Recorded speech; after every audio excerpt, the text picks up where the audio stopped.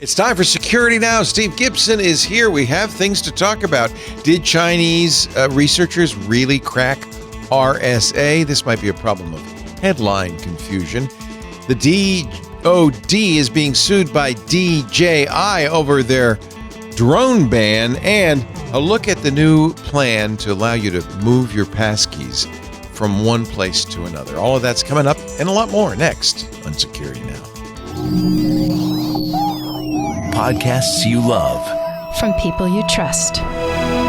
This is Twit. This is Security Now with Steve Gibson, episode 997, recorded Tuesday, October 22nd, 2024. Credential Exchange Protocol. It's time for Security Now, the show where we cover the latest security news, privacy issues, breach news, exploits, CVEs, and science fiction. Not necessarily in that order. And a little bit of a health. A little health thrown in. Yep. For good this guy measure. right here, Mr. Steve Gibson of the Gibson Research Corporation. Hey, Steve. Leo, we are at 997. Yes, it hadn't occurred to me until we got close enough for it to be obvious that 999 is on Election Day. So, that's appropriate. Holy cow.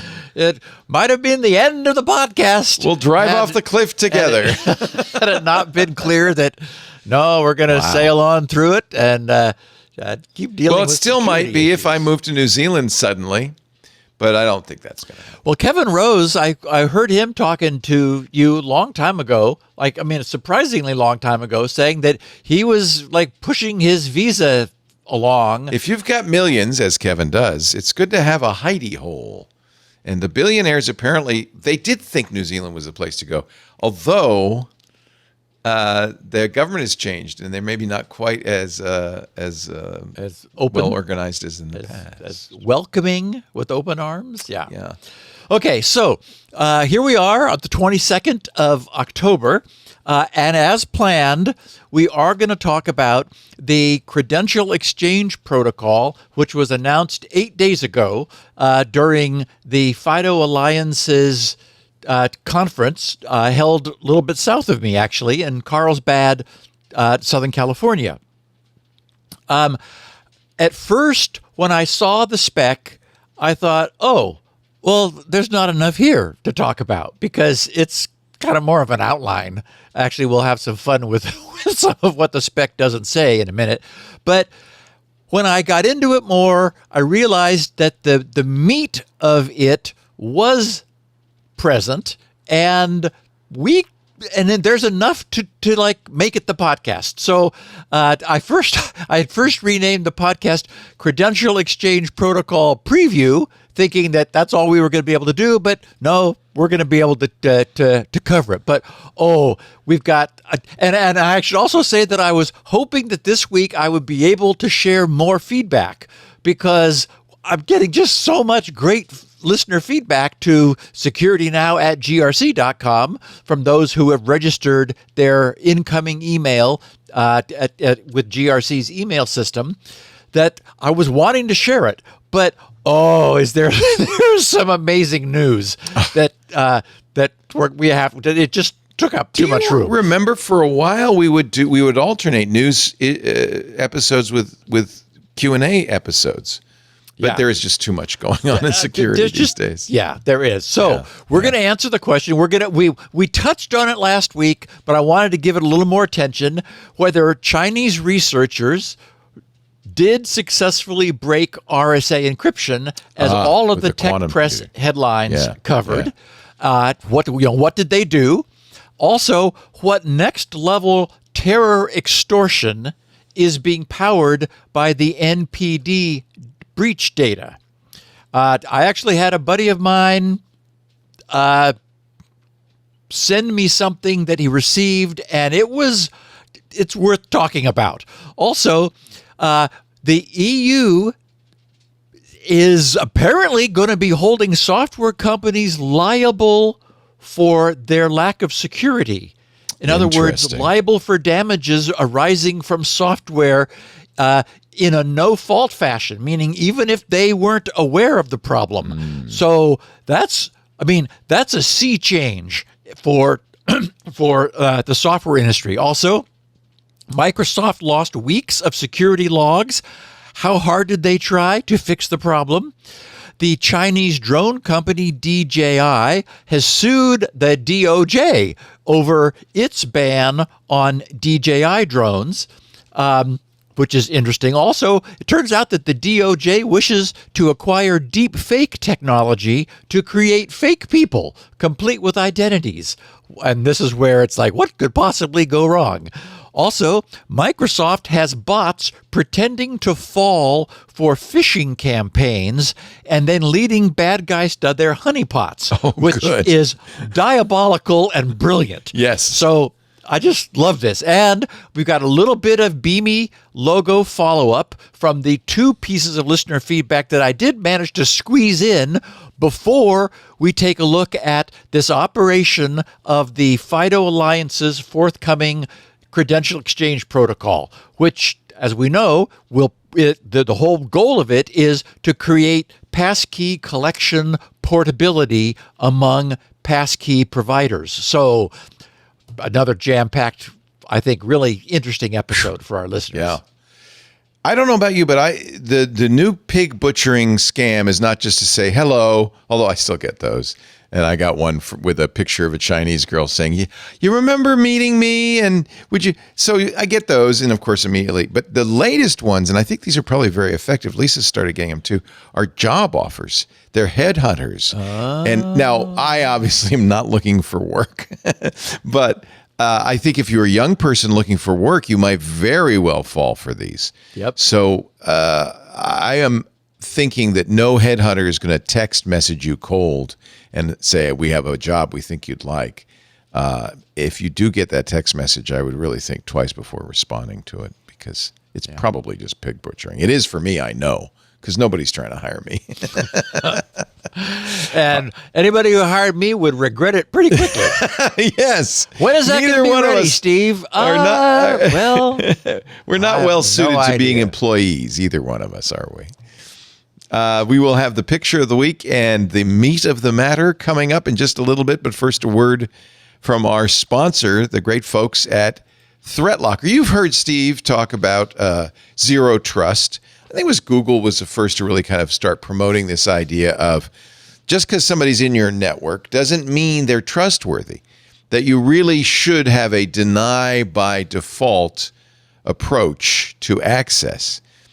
If zero-day exploits and supply chain attacks are keeping you up at night, and if you listen to this show, I know they are, worry no more. The best way to harden your security with ThreatLocker. Worldwide, companies like JetBlue, for instance, trust ThreatLocker to secure their data and keep their business operations flying high.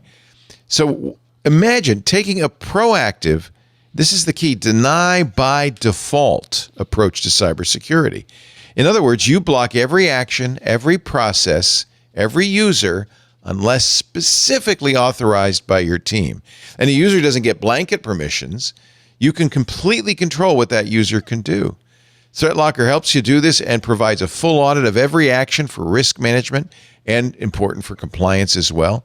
They've got a great support team, 24/7, US-based.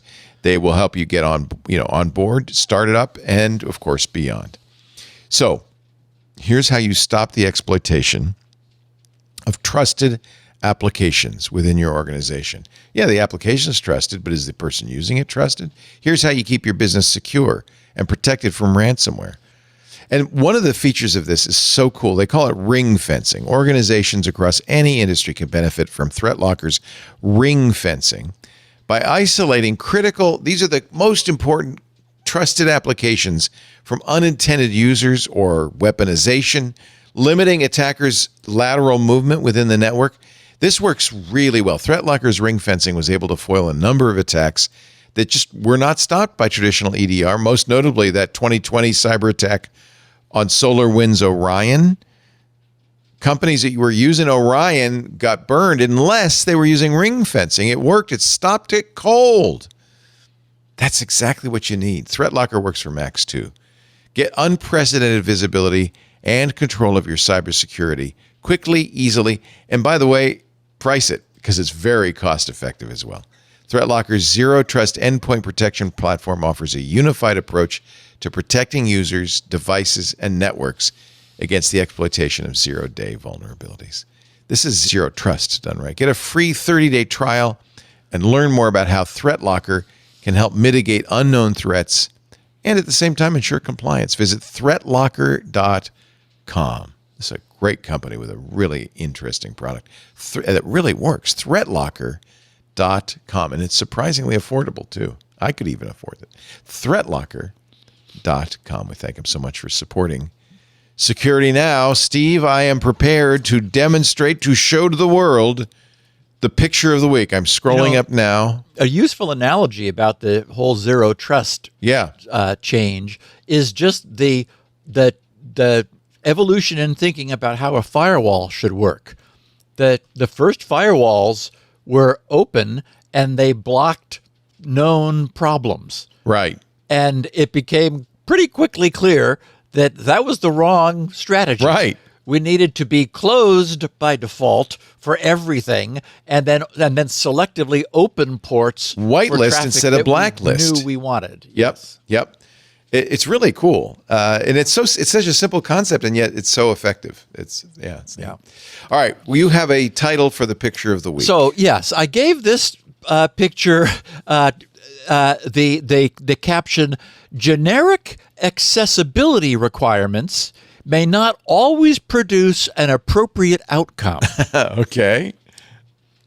Oh my God. So what we have is a warning sign that says hot surface do not touch. And due to the need for unsighted people to be able to read the signage also, below it is Braille, which of course poses Don't touch a problem for a hot surface warning sign.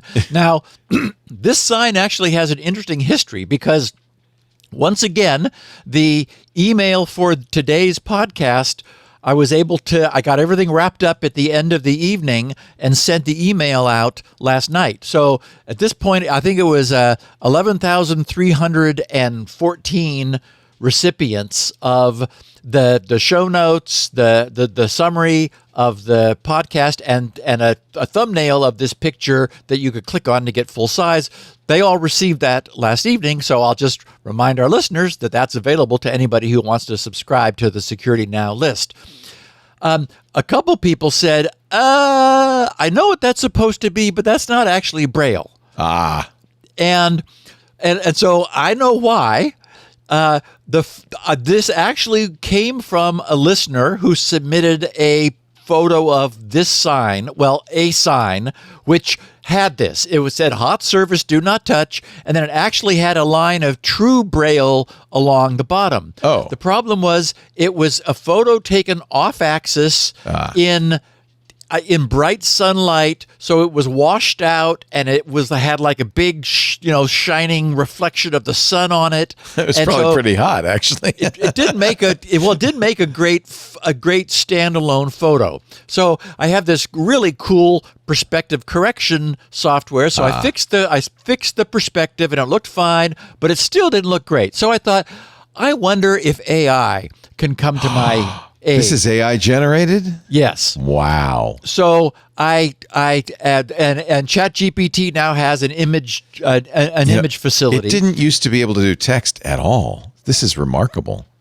So I said, could you take a sign and improve the contrast and make it more legible or something like that? And it said, yeah, happily. And so it thought about it for a minute, and it came up with a completely different sign. And I mean, it was as if I'd said, here's an idea, run with it, which is not what I said at all. And so, but I've learned from my friend that it really helps to be polite. So I said, wow, that's really great. But could you make it look a lot more like the original one that I uploaded? Oh, sure, I'd be happy to do that. And it did. Well, And well, no, and I got this, which is still not what I started with, and it's also not Braille, but it's the concept. So, although Leo, I have to say, I'm becoming astonished by what I'm seeing. This AI stuff can that's do. A pretty good example. I'm not a super experienced SQL coder, nor do I really program in PHP. But over the weekend, there was a chunk of code that I got from that is in the email system that I'm using. And, as we know, once you understand procedural languages, they all pretty much look the same. You need to, know how you do not equals, which varies from language to language. And, do I put semicolons at the end of each line or not? That kind of stuff. But so I could see what it is doing, but it was as always, because I'm, prefer to code in assembler, I'm wanting not just a solution, but like the absolute optimal solution. And it was doing something with SQL statements where it was doing late binding to prevent against injection attacks. And I wanted to know how much of what it was doing I could reuse for a subsequent query without having to do all of the early stage setup.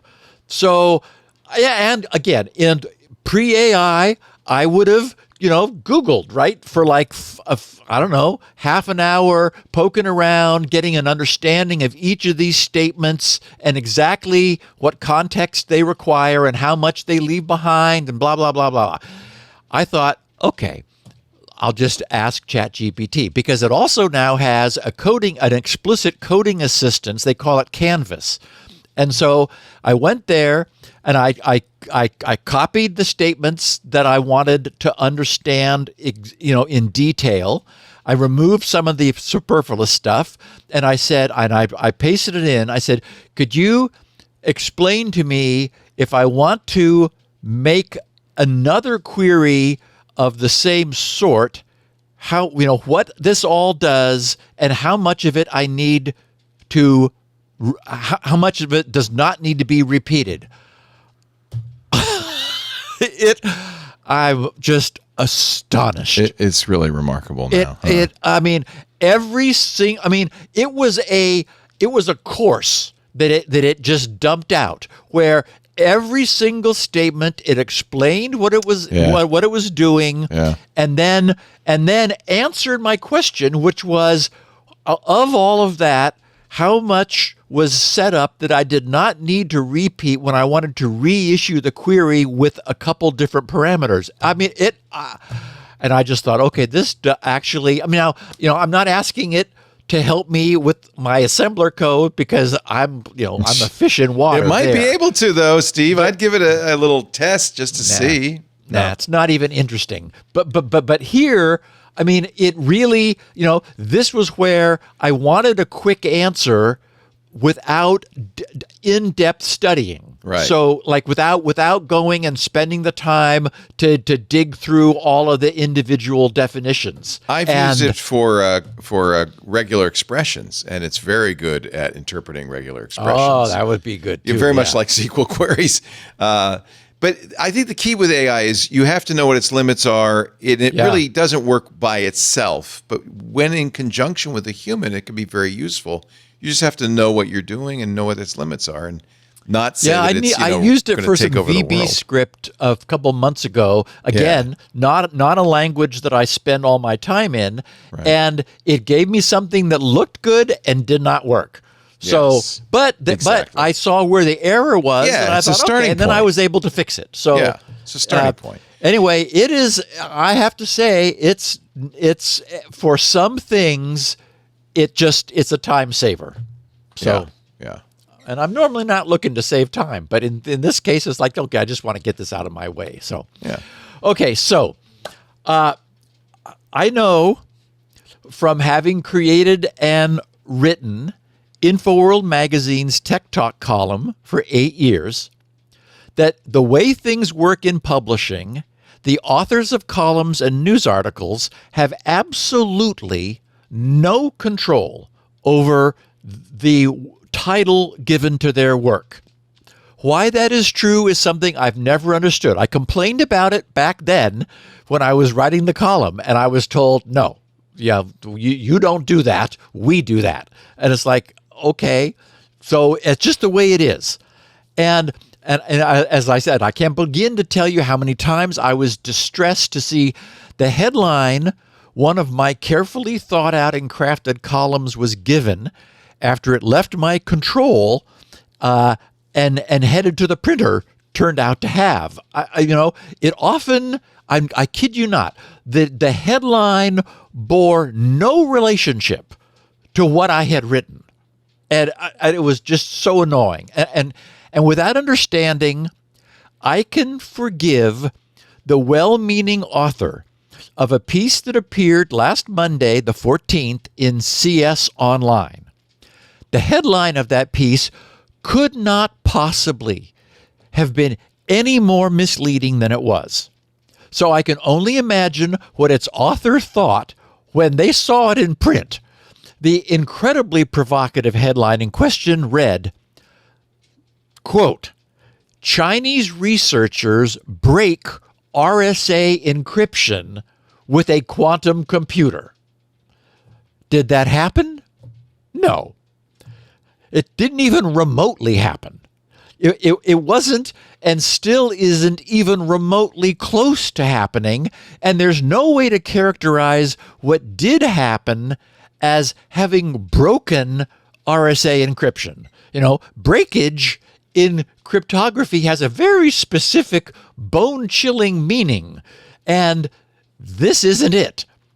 Okay, so fortunately, to regain some sense of order to the universe, one only needs to read past that deliberately fictitious headline to the first sentence of the actual article, which says, quote, the research team led by Shanghai University's Wang Chao found that D-Wave's quantum computers can optimize problem solving in a way that makes it possible to attack encryption methods such as RSA.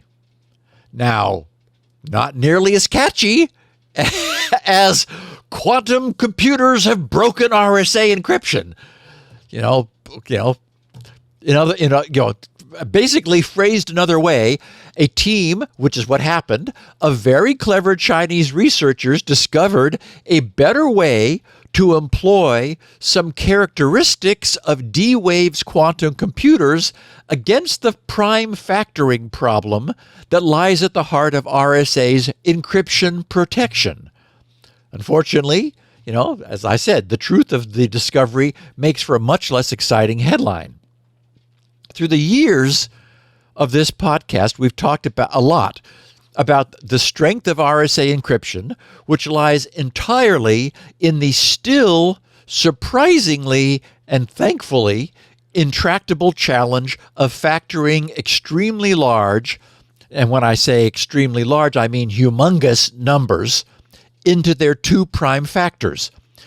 The basis of RSA's extremely clever system is that we first choose a very large, as in 4096-bit large, huge prime number at random, which turns out to be easier than you might expect. There's lots of them out there. That's our private key.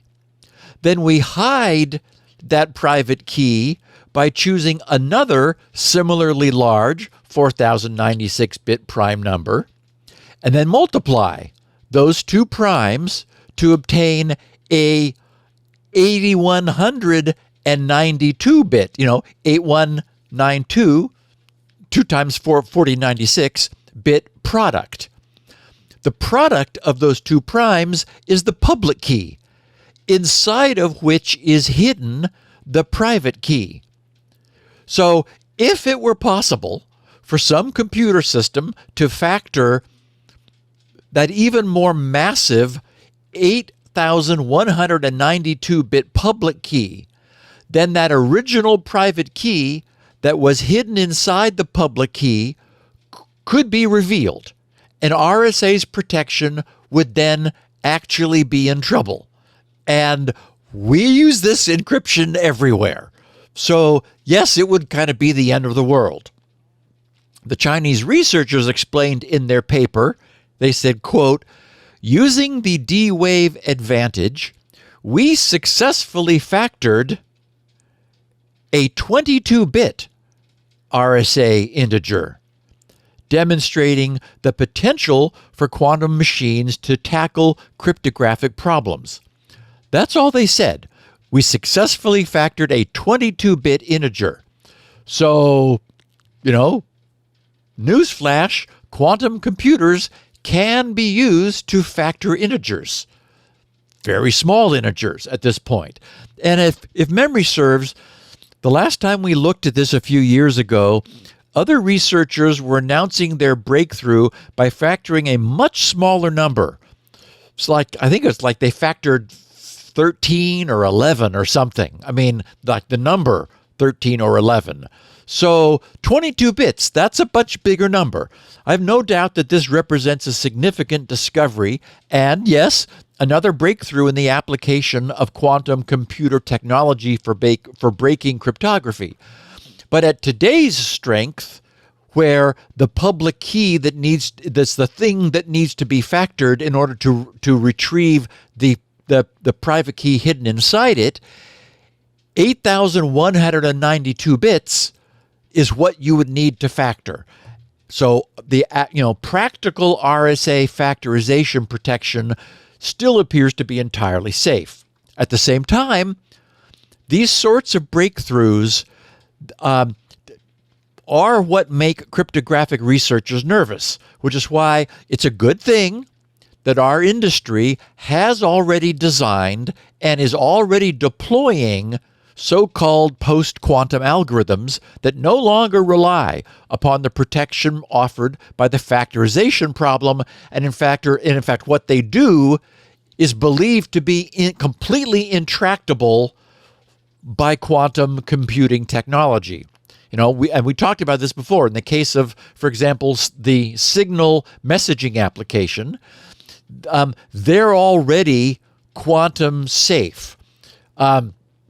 But because these new quantum safe algorithms are still new and unproven, Signal took the belt and suspenders approach of using both the old and time-proven as well as the new and hopefully safe, but still not yet time-proven, algorithms at the same time. In that way, Signal's users are already protected because the possibility of some true breakthrough in the use of quantum computers, is there, but even if that happened, we would still have the fallback of traditional crypto, even if quantum computers were able to crack one family of crypto. They're using both new and old. So anyway, I got swamped with email, not surprisingly, from our listeners who saw this headline. And of course, it got picked up and echoed around the industry. Oh my God,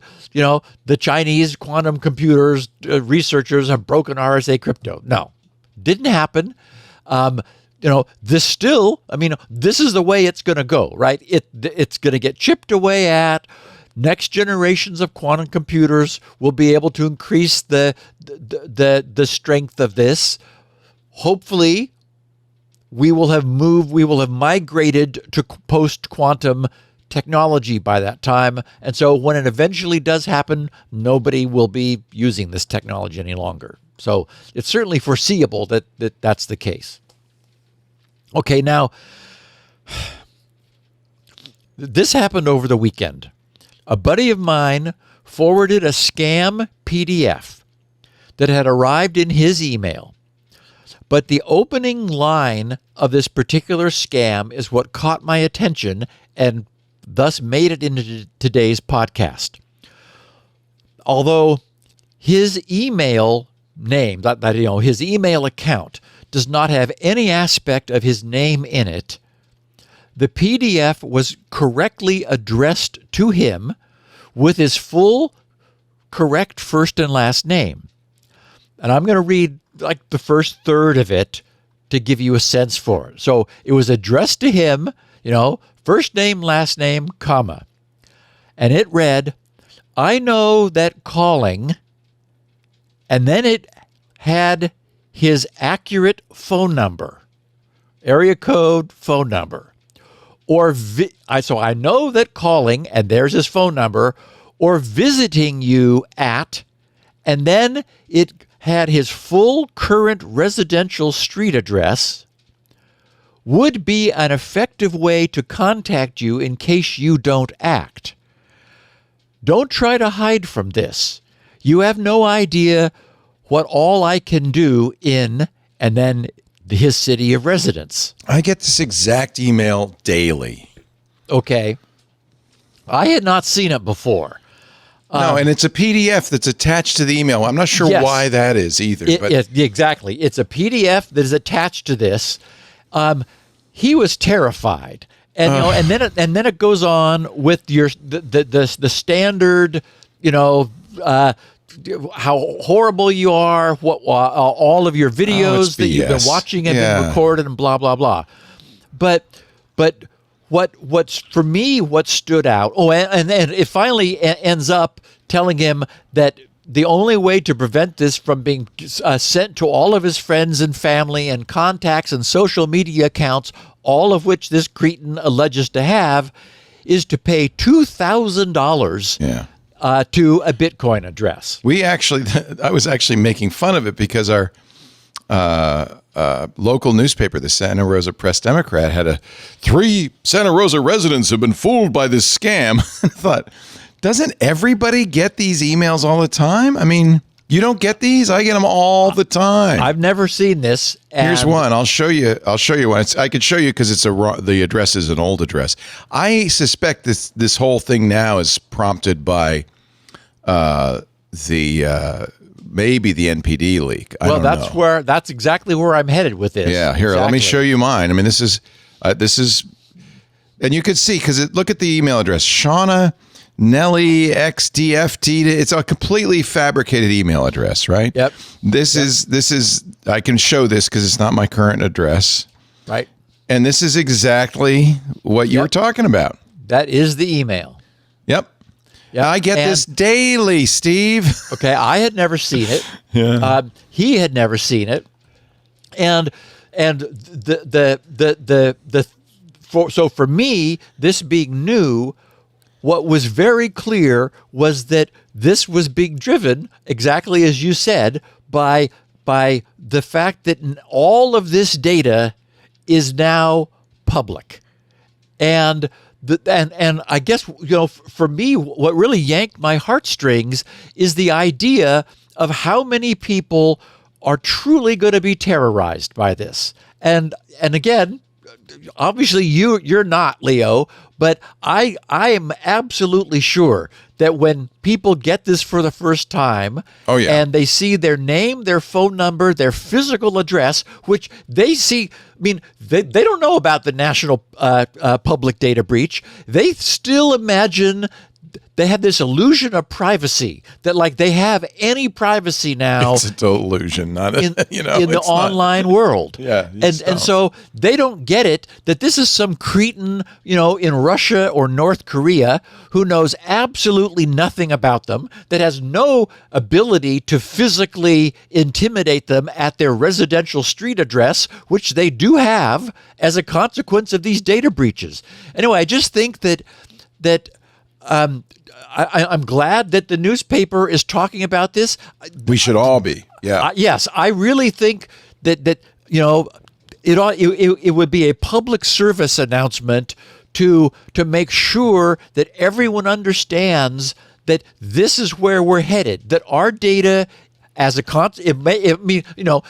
I suspect that the NPD breach was an example of this. But this is probably from Street View, Google Street View, I would guess, this picture. Oh, so it actually even had a picture of your property. Yeah. Those online tips about covering your camera aren't as useless as they seem. Wow. So here's the giveaway to me.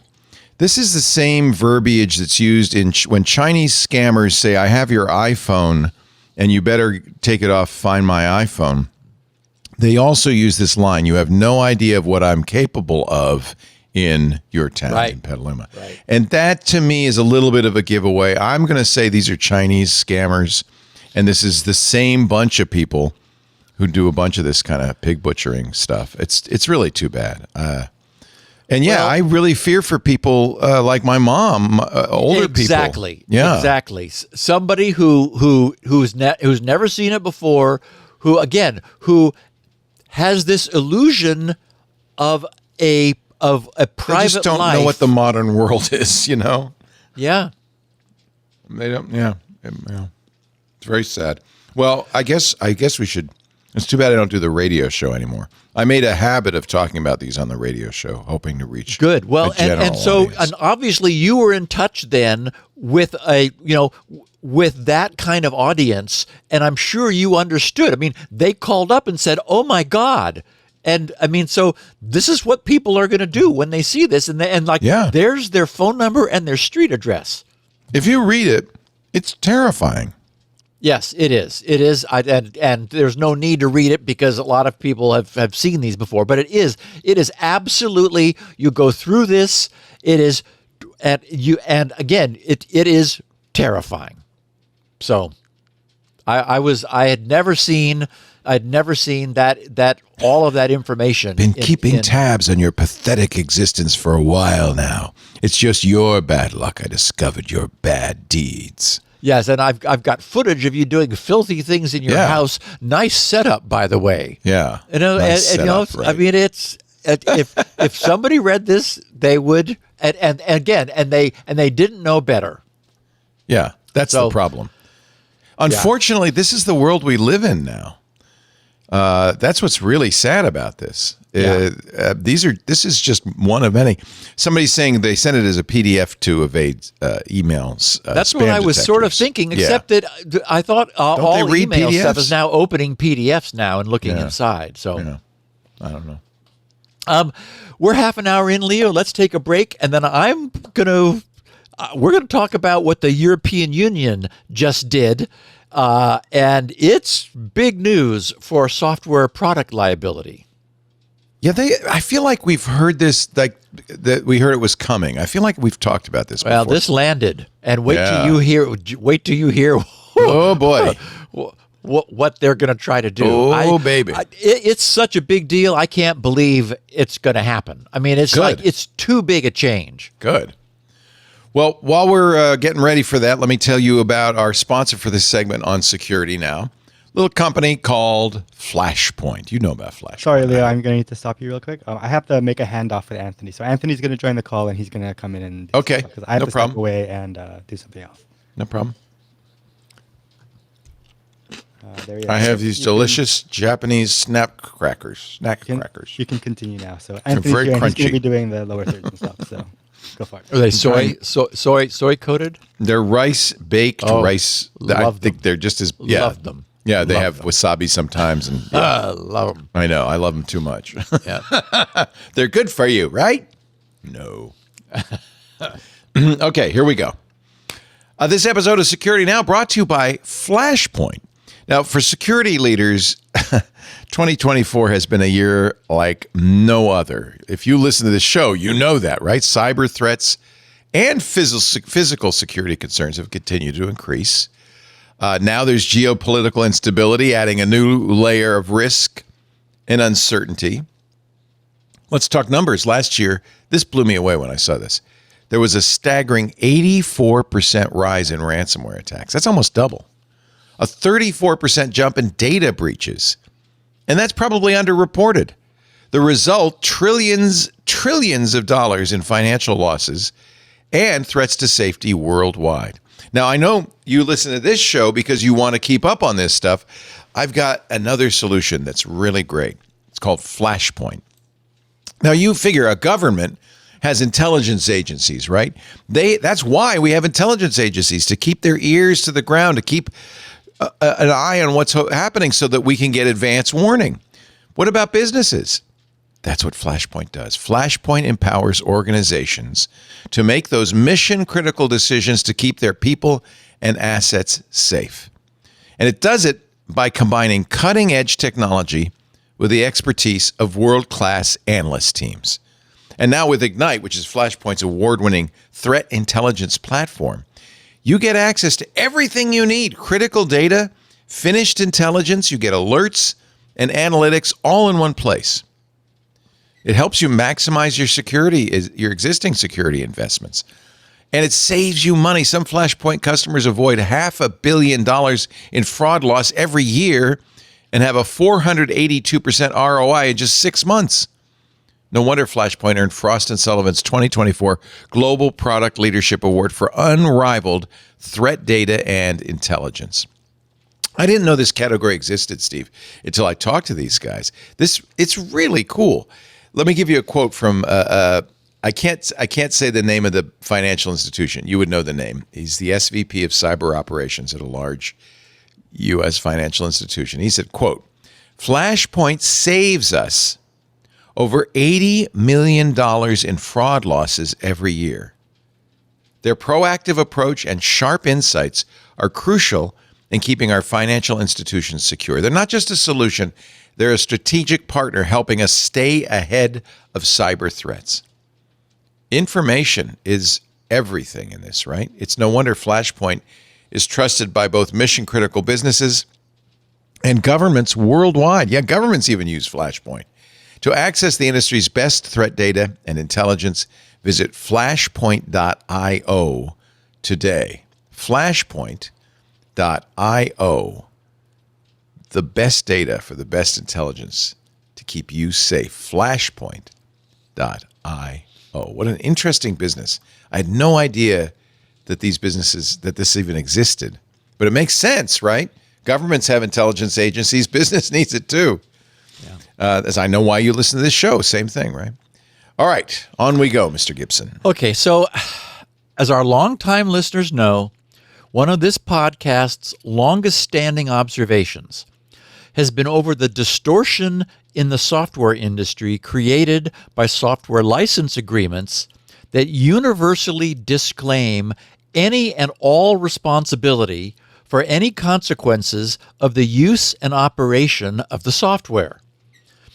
The wheels don't fall off of cars, which we drive, only because it would be the end of any automaker whose car's wheels did fall off. Because, the rigid enforcement of product liability would end that company's existence overnight.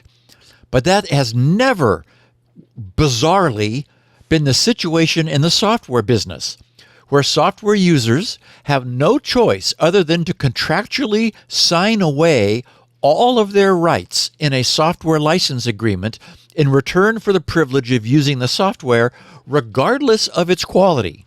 It's like, hey, if you don't want to use it, fine, don't sign this. But if you agree, then, we're not making any representations about the product's quality or its fitness for any particular purpose. That language is in all of those license agreements.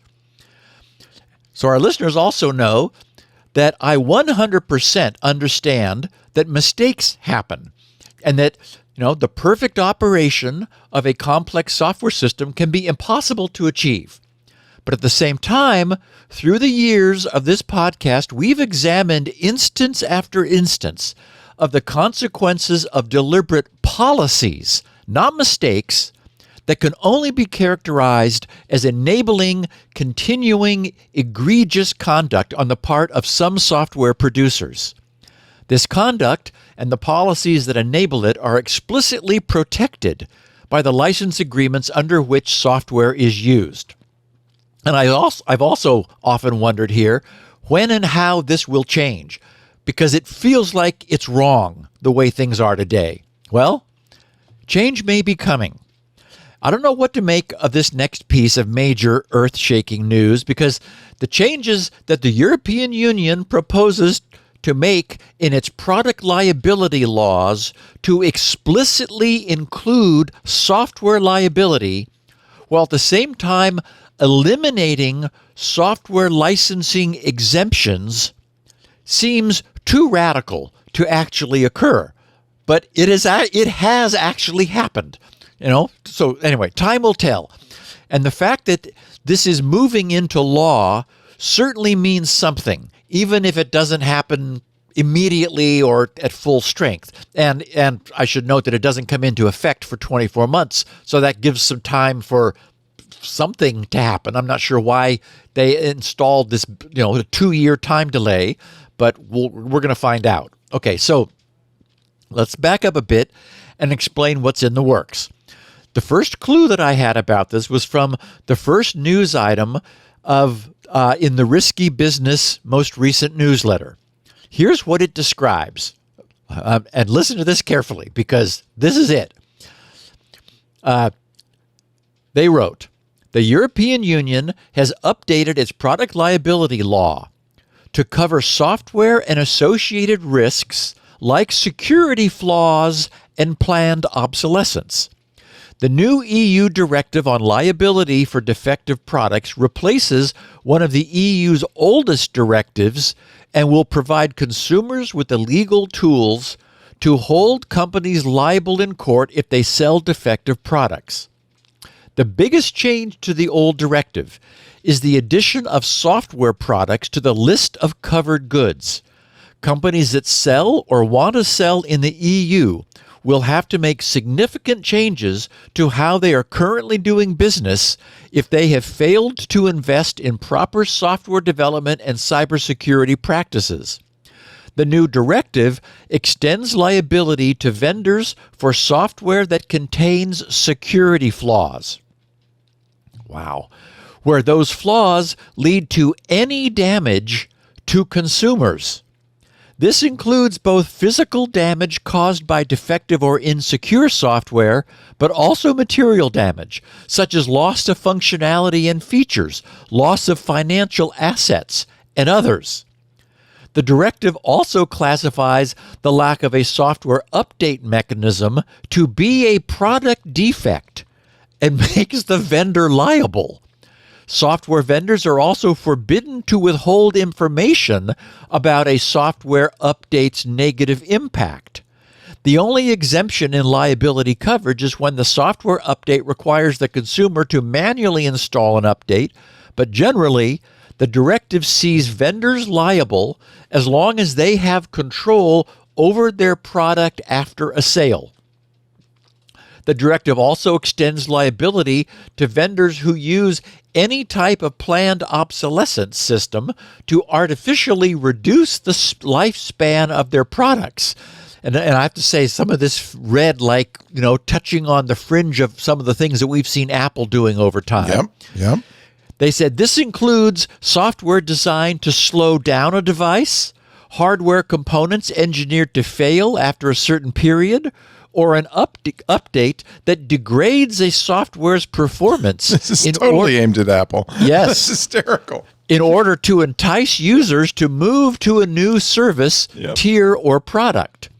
Companies can also be held liable for misleading consumers about a product's durability, repairability, or expected lifespan.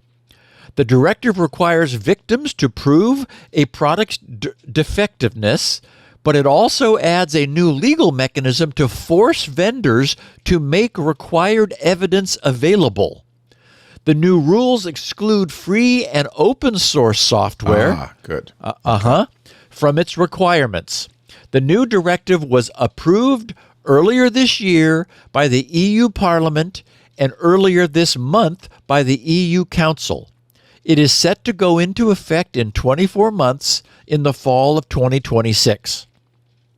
Okay, now, I trust Catalan's reporting, but I needed to see this for myself. And our listeners need to hear this. So I found the 63-page document from the EU, and I've got the link to it there in the show notes at the bottom of page 5, Leo. And as far as I can see, he did not get anything wrong. Okay, so I'm just going to pick and choose a couple of paragraphs from the whole document to give everyone a taste of this. After a bit of explanation about how and why the very old previous directive is no longer useful, this new directive explains that rather than attempting to edit and amend the old one, it is being replaced in its entirety by this new directive. And that brings us to paragraph 6.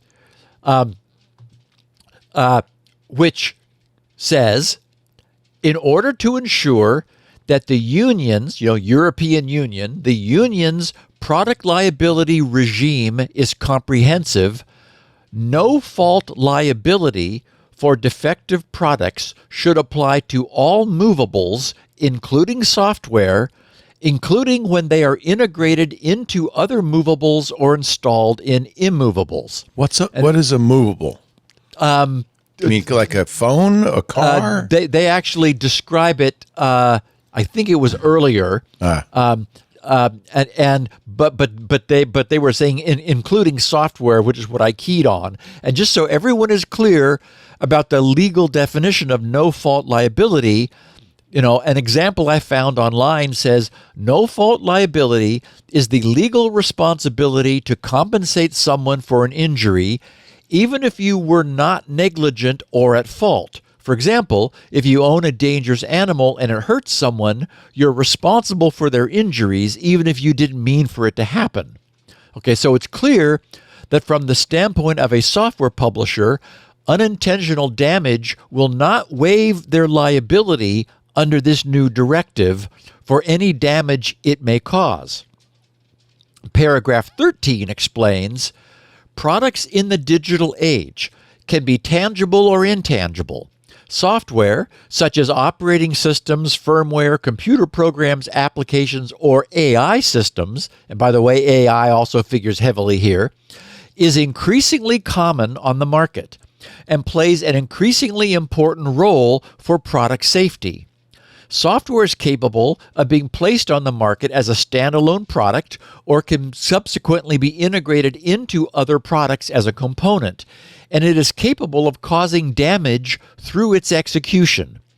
In the interest of legal certainty, it should be clarified in this directive that software is a product for the purposes of applying no fault liability, irrespective of the mode of its supply or usage, and therefore irrespective of whether the software is stored on a device, accessed through a communication network or cloud technologies, or supplied through a software as a service model.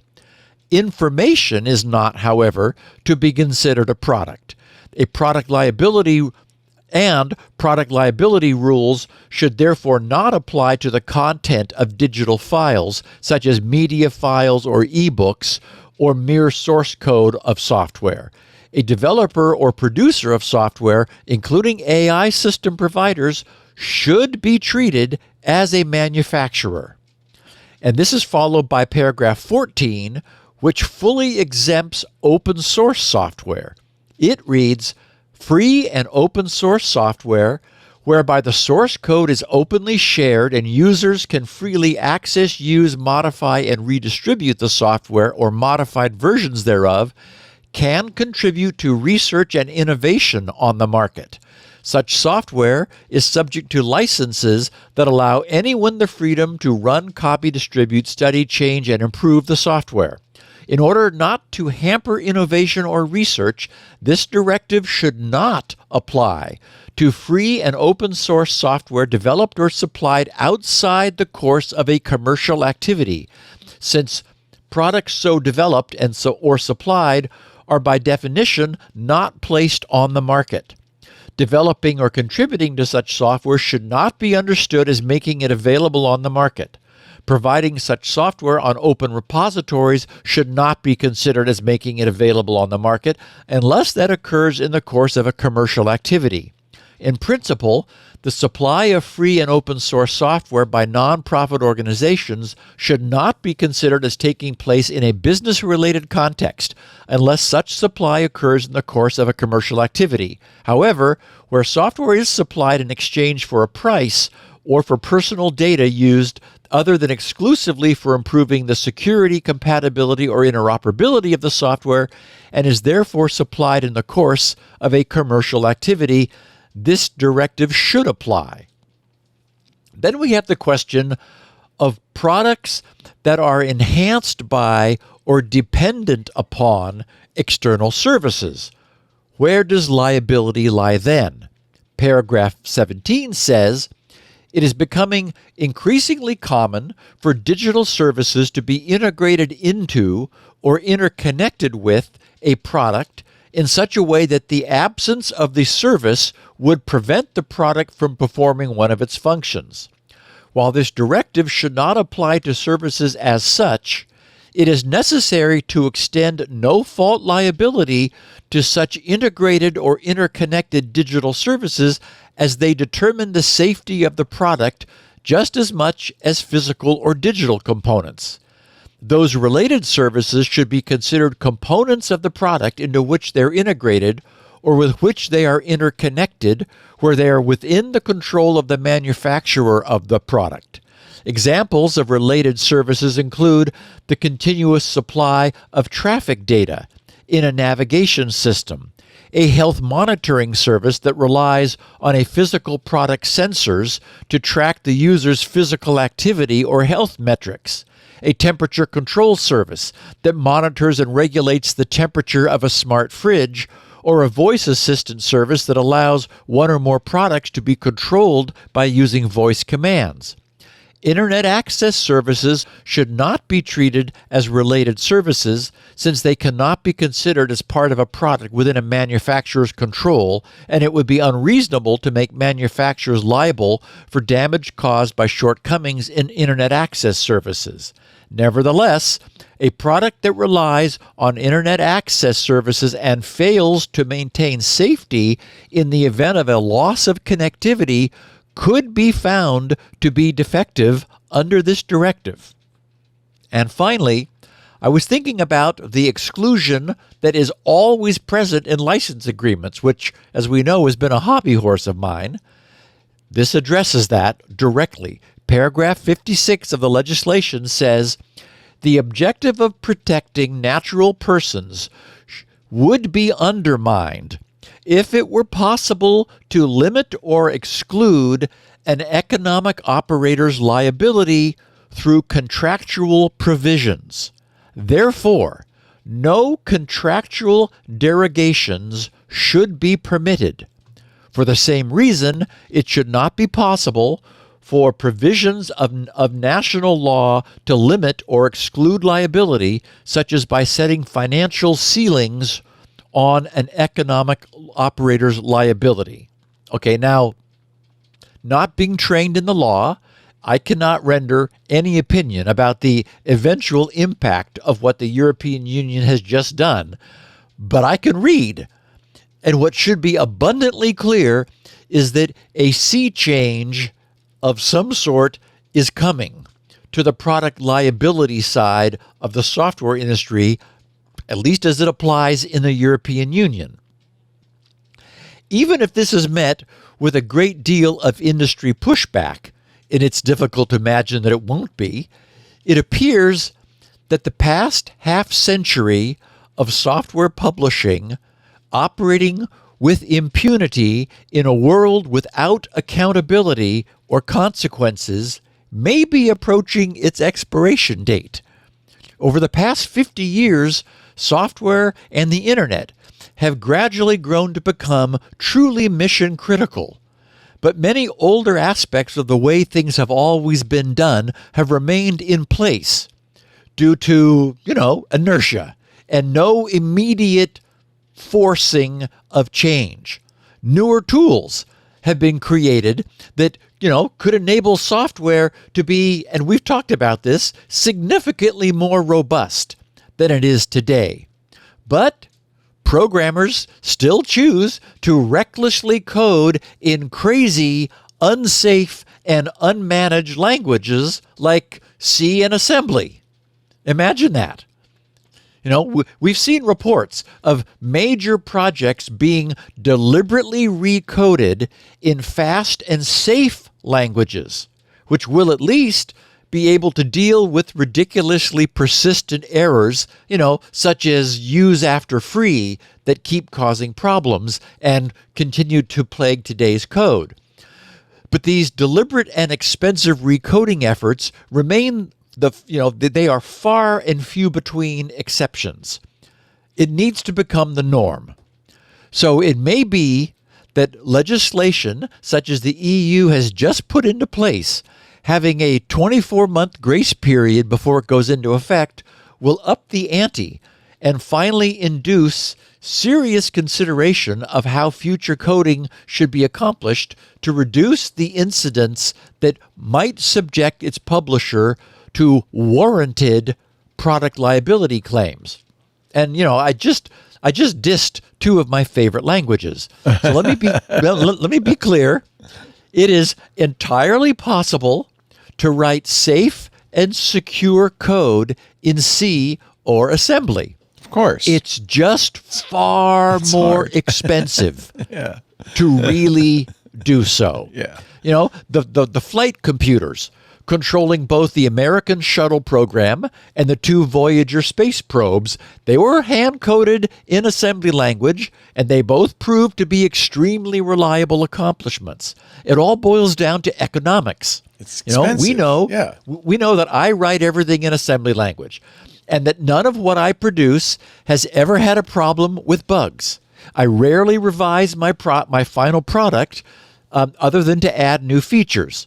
But I also have the unusual freedom of not having a boss, and more importantly, not writing under any sort of delivery deadline. That's not a luxury most of the world's coders enjoy. So for nearly everyone else, the thing that makes the most economic sense is using next-generation memory-safe languages.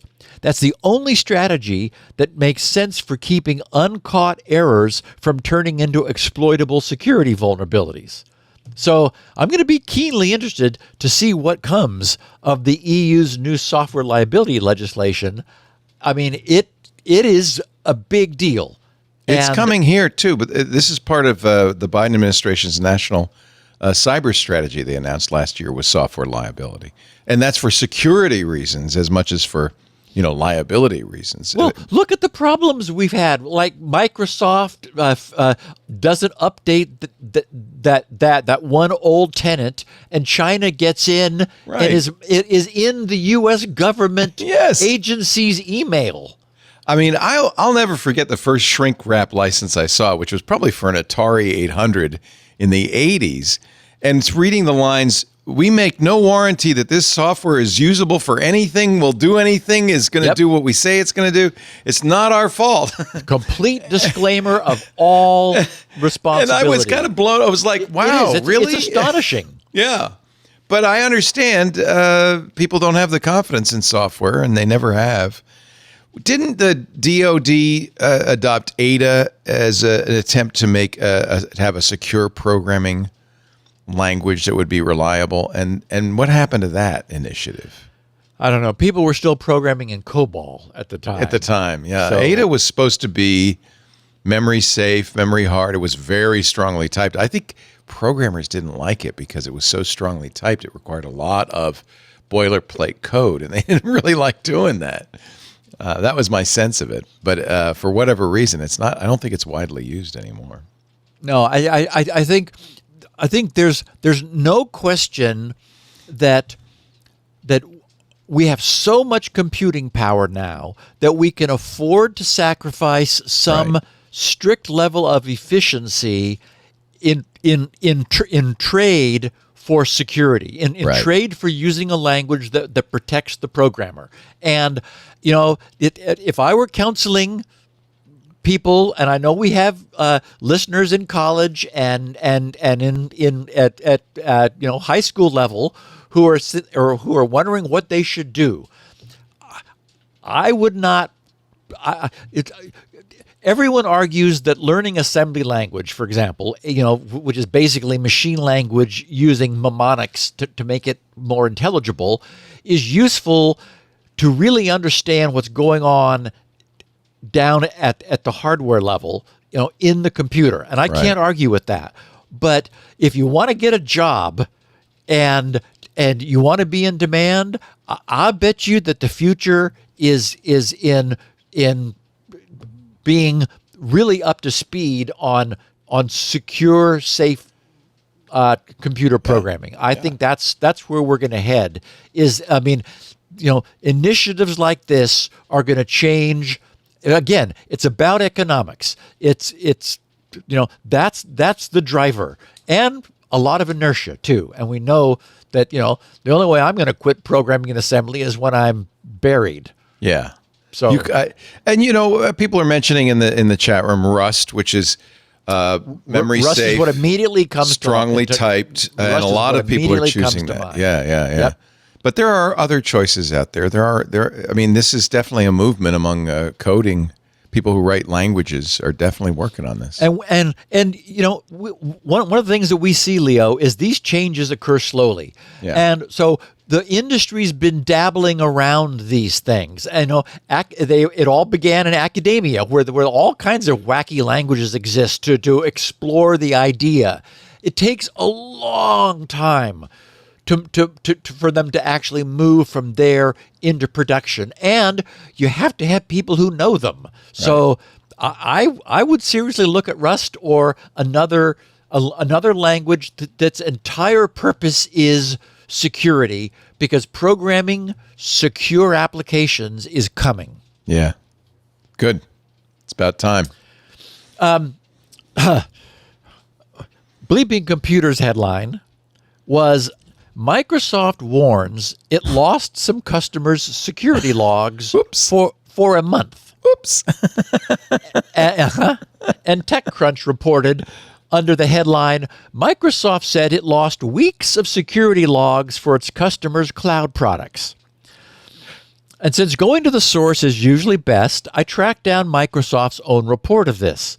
Under the section of that titled, What Happened?, they wrote, this is Microsoft who wrote, starting around 2300 UTC on September 2nd, a bug in one of Microsoft's internal monitoring agents resulted in a malfunction in some of the agents when uploading log data to our internal logging platform. Okay, no one knows what any of that means, but sounds good. This resulted in partially incomplete log data for the affected Microsoft services. This issue did not impact the uptime of any customer-facing services or resources. It only affected the collection of log events, which, we call putting a good face on it. They said, additionally, this issue is not related to any security compromise, except as it would have been nice to have logs so you could detect security compromises, which you can't detect if you don't have logs. But the next sentence is the one that got me. The issue was detected on September 5th. Following detection, our engineering teams began investigating and implemented a temporary workaround to reduce the impact of these failures beginning on September 19th. Now, okay, those dates caught my eye. They say that the issue was detected on the 5th of September and that their engineering teams began investigating and implemented a temporary workaround to reduce the impact of these failures beginning on September 19th. In other words, 2 weeks lapsed between their initial detection of this issue and their beginning to investigate and implement a temporary workaround. It sounds as though logging is not an urgent priority for them, though after all the problems they've had surrounding a lack of logging for their customers, one would really imagine that it might receive more attention. I guess not. Okay. DJI sues the DOJ. The DoD. Chinese, the what? The DoD, not the DOJ. They're suing the Defense Department. Oh, you're right. The Department of Defense. Sorry. Yes. So DJI, the Chinese manufacturer of what are arguably the best small consumer drones. Yeah, I have several. Everybody does. Yeah. Has sued the United States Department of Defense over the DoD's listing of them as agents of the Chinese military. Reuters news service carried the news, which contained some interesting details. They wrote, Washington, October 18th, Reuters.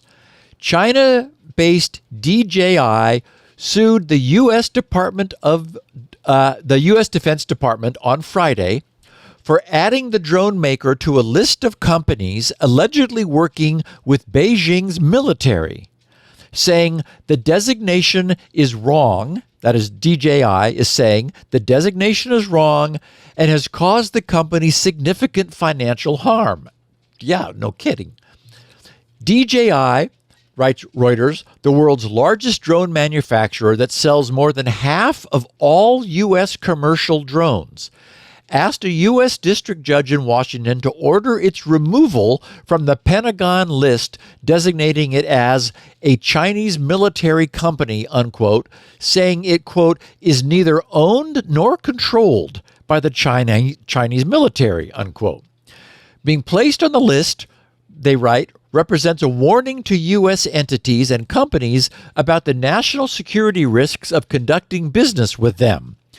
DJI's lawsuit says because of the Defense Department's, quote, unlawful and misguided decision, unquote, it has, quote, lost business deals, been stigmatized as a national security threat, and been banned from contracting with multiple federal government agencies. Yeah, that would happen, unquote.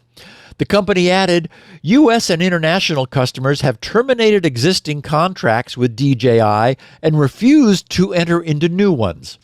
DJI said on Friday it filed the lawsuit after the Defense Department did not engage with the company over the designation for more than 16 months, saying, quote, it had no alternative other than to seek relief in federal court. Amid strained ties between the world's two biggest economies, the updated list is one of numerous actions Washington has taken in recent years to highlight and restrict Chinese companies that it says may strengthen Beijing's military. Many Chinese firms are on the list, including aviation company AVIC, memory chip maker YMTC, China Mobile, and energy company CNOOC. DJI is facing growing pressure in the United States. Earlier last week, DJI told Reuters that Customs and Border Protection is stopping imports of some DJI drones from entering the United States, citing the Uyghur Forced Labor Prevention Act.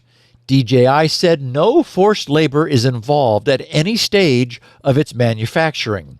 U.S. lawmakers have repeatedly raised concerns that DJI drones pose data transmission, surveillance, and national security risks, something the company rejects. And finally, last month, the U.S. House voted to bar new drones from DJI from operating in the U.S. The bill awaits U.S. Senate action. The Commerce Department said last month it is seeking comments on whether to impose restrictions on Chinese drones that would effectively ban them in the U.S., similar to proposed Chinese vehicle restrictions. Okay, so we've talked about this previously, so this is not surprising. And this is one of those situations, I think, where it's entirely possible to see the logic being applied by each side of this argument. It cannot be argued that nothing could ever make a more perfect spying device than a camera-equipped flying drone. You know, they are by definition flying cameras, and DJIs are among the best. We previously talked about how DJI drones are being actively used within military bases in the U.S. and even on secret military bases. And DJI drones receive software updates. So it's theoretically possible for the Chinese government to order DJI, a Chinese manufacturer, to alter their firmware so as to turn their drones into active spying cameras. And whether or not it's fair, theoreticals are what keep our military planners and our generals up at night. The only way I can see for this to work would be for DJI to essentially create a wholly separate U.S. version of DJI as an independent U.S.-based division. DJI China could produce the drone chassis and all the hardware, which is where the majority of the cost and value lies. The sole exception would be the drone's circuit board, which would be manufactured using U.S. known components in the U.S., which have been sourced for that purpose. And that U.S. DJI drone control board would then be flashed with firmware that had been audited and inspected by technical representatives of the United States. DJI would need to establish camera footage uploading cloud servers in the U.S. without any ties to China, and the only connection would be the receipt of, brainless drone chassis from China. This would all obviously represent a huge burden and a cost for DJI, but I can't see reaching any other compromise.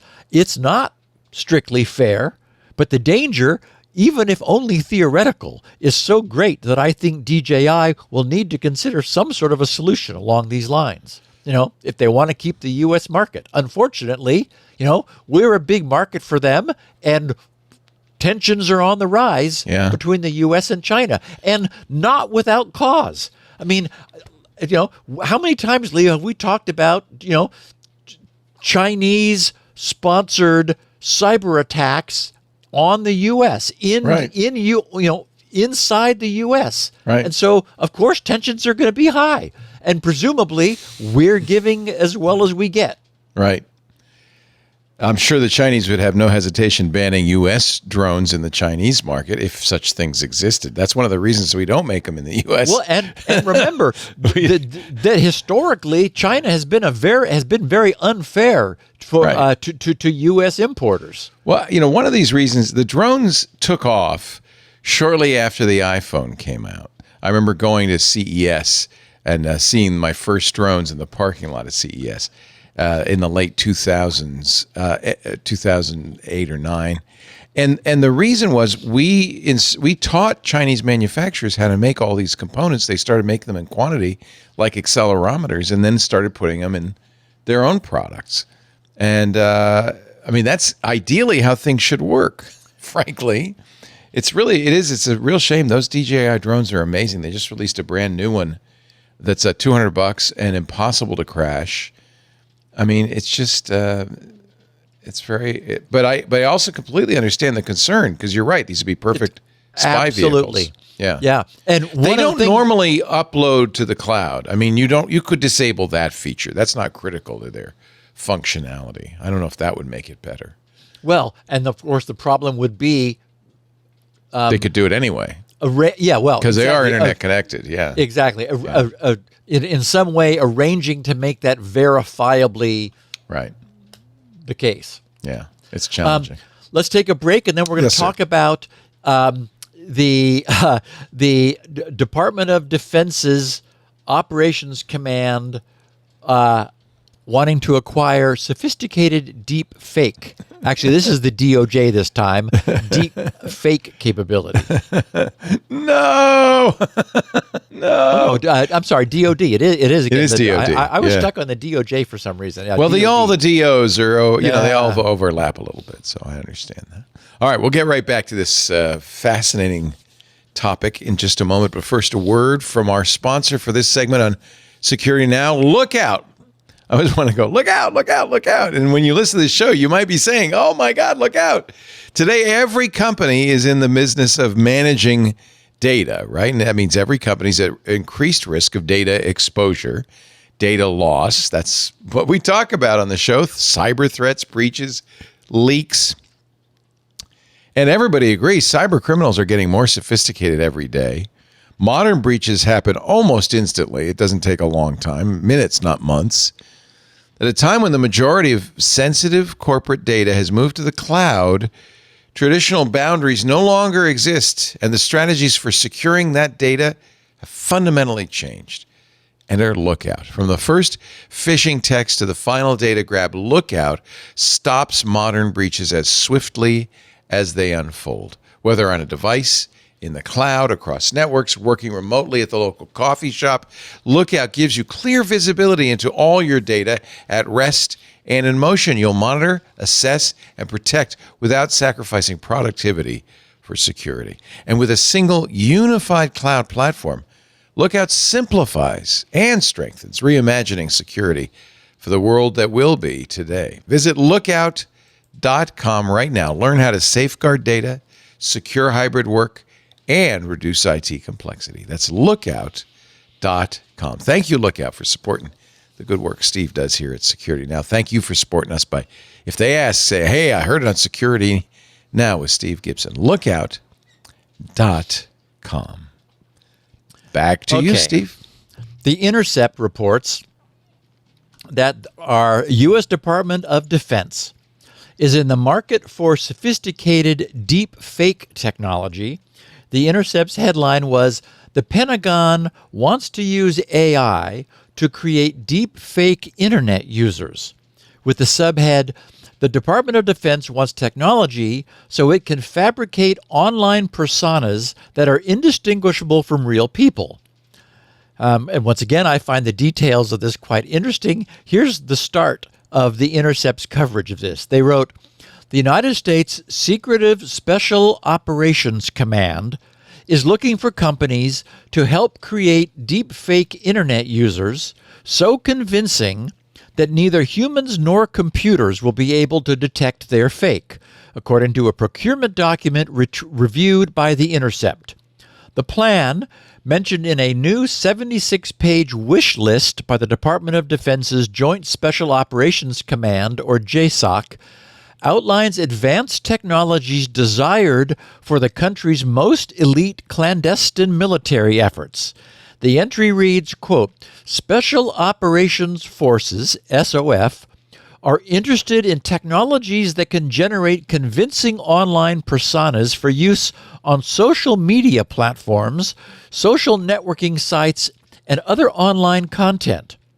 The document specifies that JSOC wants the ability to create online user profiles that, quote, "appear to be a unique individual that is recognizable as human but does not exist in the real world," unquote, with each featuring multiple expressions and government identification quality photos. In addition to still images of faked people, the document notes that, quote, "the solution should include facial and background imagery, facial and background video, and audio layers." And JSOC hopes to be able to generate selfie video from these fabricated humans. These videos will feature more than fake people. Each deepfake selfie will come with a matching faked background, quote, "to create a virtual environment undetectable by social media algorithms." The Pentagon has already been caught using phony social media users to further its interests in recent years. In 2022, Meta and Twitter removed a propaganda network using faked accounts operated by U.S. Central Command, including some with profile pictures generated with methods similar to those outlined by JSOC. A 2024 Reuters investigation revealed a Special Operations Command campaign using fake social media users aimed at undermining foreign confidence in China's COVID vaccine. Last year, Special Operations Command, or SOCOM, S-O-C-O-M, expressed interest in using video deepfakes, a general term for synthesized audio-visual data meant to be indistinguishable from a genuine recording, for, quote, "influence campaigns, digital deception, communication disruption, and disinformation campaigns." Such imagery is generated using a variety of machine learning techniques, generally using software that has been trained to recognize and recreate human features by analyzing a massive database of faces and bodies. This year's SOCOM wish list specifies an interest in software similar to StyleGAN, a tool released by NVIDIA in 2019 that powered the globally popular website This Person Does Not Exist. Within a year of StyleGAN's launch, Facebook said it had taken down a network of accounts that used the technology to create false profile pictures.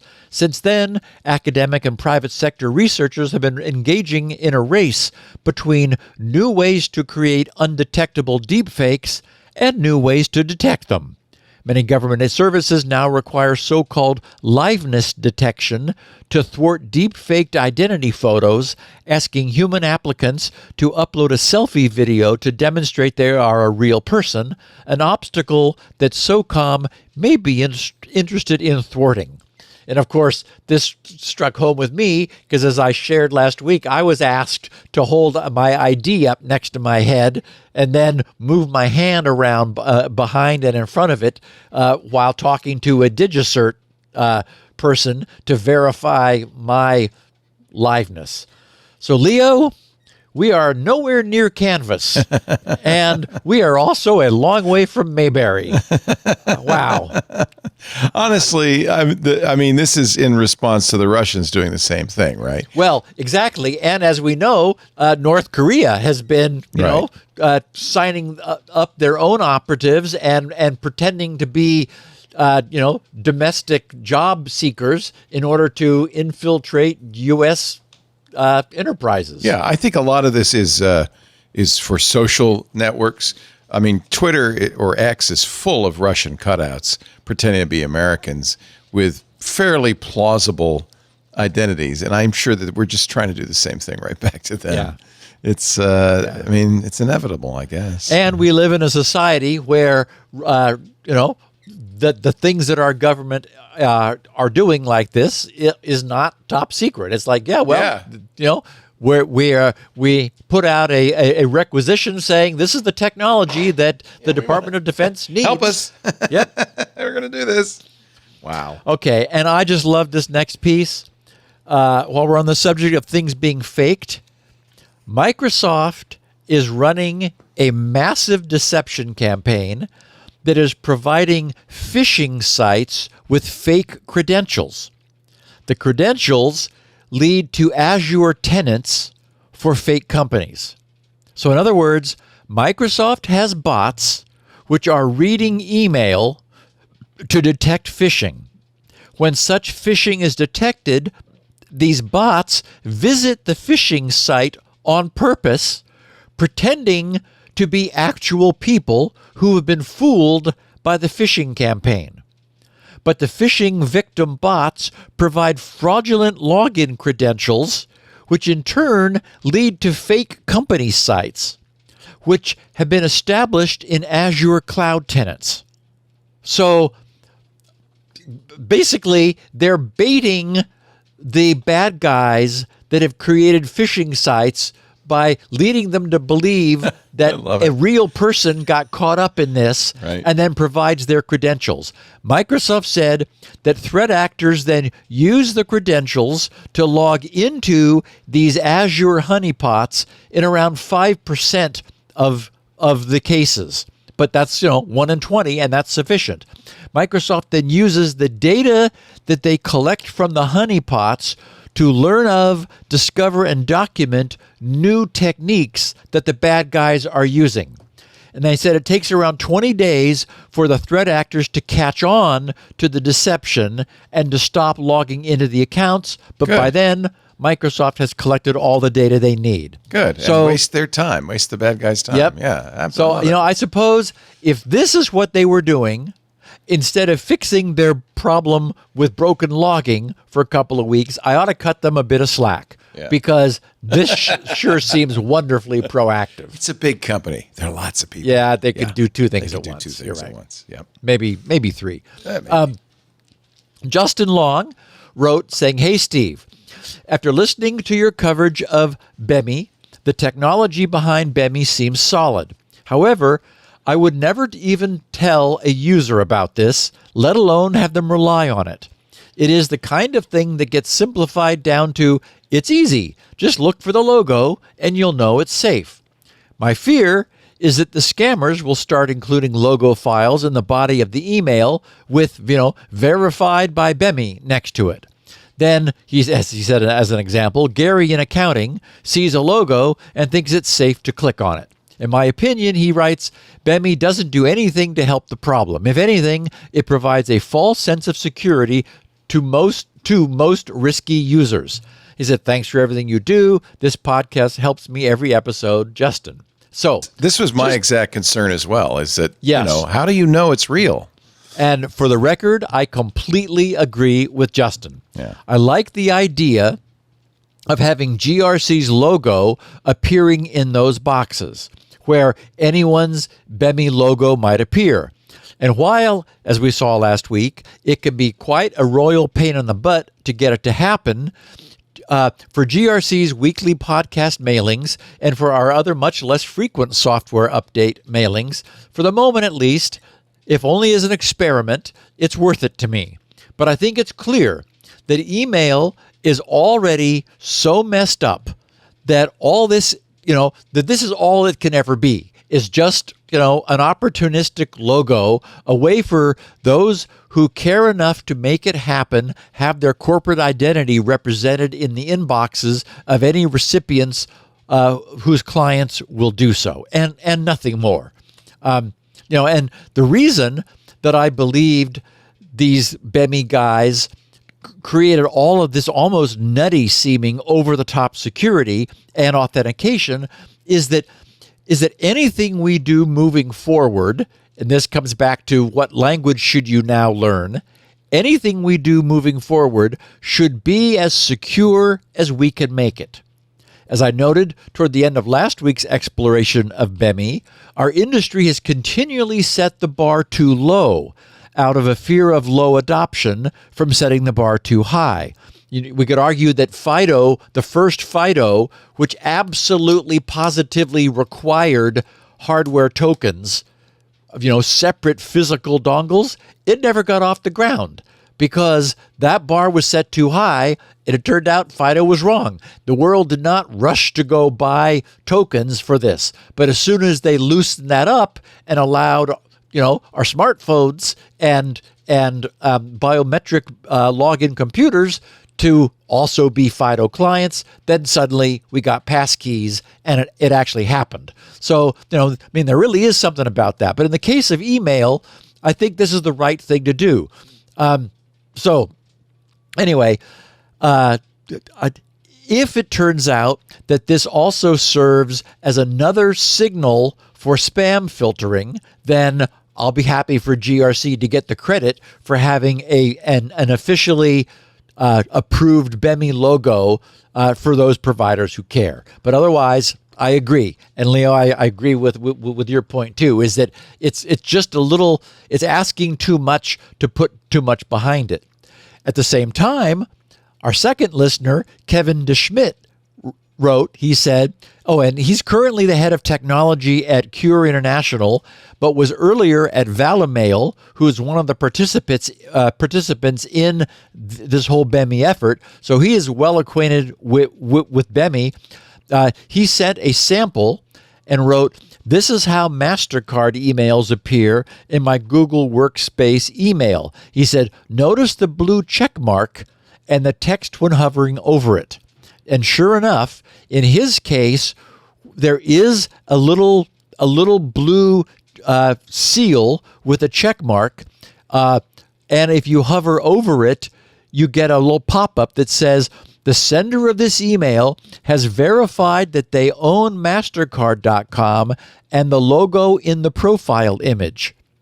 So, and then it has a highlighted link labeled "Learn More," and if you click on it, you have BIMI explained to you. So Google is surfacing more than just the logo, which, as we've often seen, can just be a website's fave icon. It just pulls the icon from there.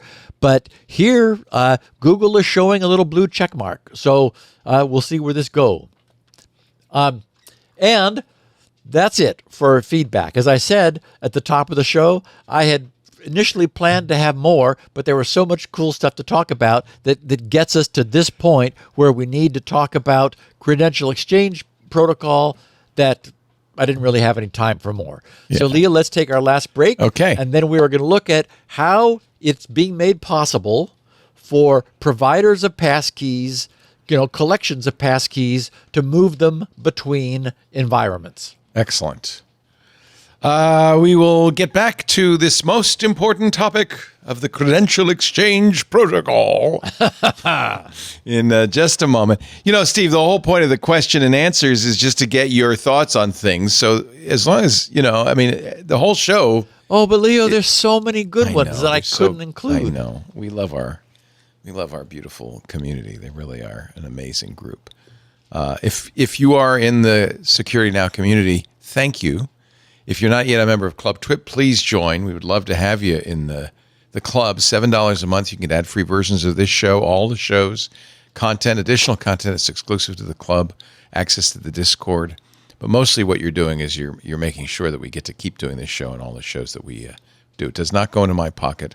It goes to our incredible staff and the equipment and all of that stuff. It's not cheap to do this. It's gotten cheaper. We've tightened the belt. But we need your help, too. Twit.tv/ClubTwit if you are interested. Our show today brought to you by another one of our favorites, Steve, Bitwarden. The open source password manager offering a cost-effective solution, free in many cases, that can dramatically improve your chances of staying safe online. I think everybody who listens to Security Now is probably pretty clear that a password manager is crucial to staying safe online. But I also think a lot of you probably have friends and family who persist in making up their password based on their pet's name and their birthday and their mother's maiden name or whatever, plus they reuse that again and again everywhere. We know how dangerous that is. Get Bitwarden. Get them to get Bitwarden. Free forever for individuals because it's open source. So at least they don't have the excuse, well, I don't want to spend any money on this. No, you don't have to. It's free. And now's a good time to get them using it because the big holiday shopping season is here, right? We just had Prime Days. We've got Black Friday, Cyber Monday. People are going to be going online and buying stuff. And the bad guys know that. So the phishing schemes come out in droves. Peak security is a must-have for your online shopping, and Bitwarden has helped you with the expansion of their inline autofill capabilities within the Bitwarden browser extension.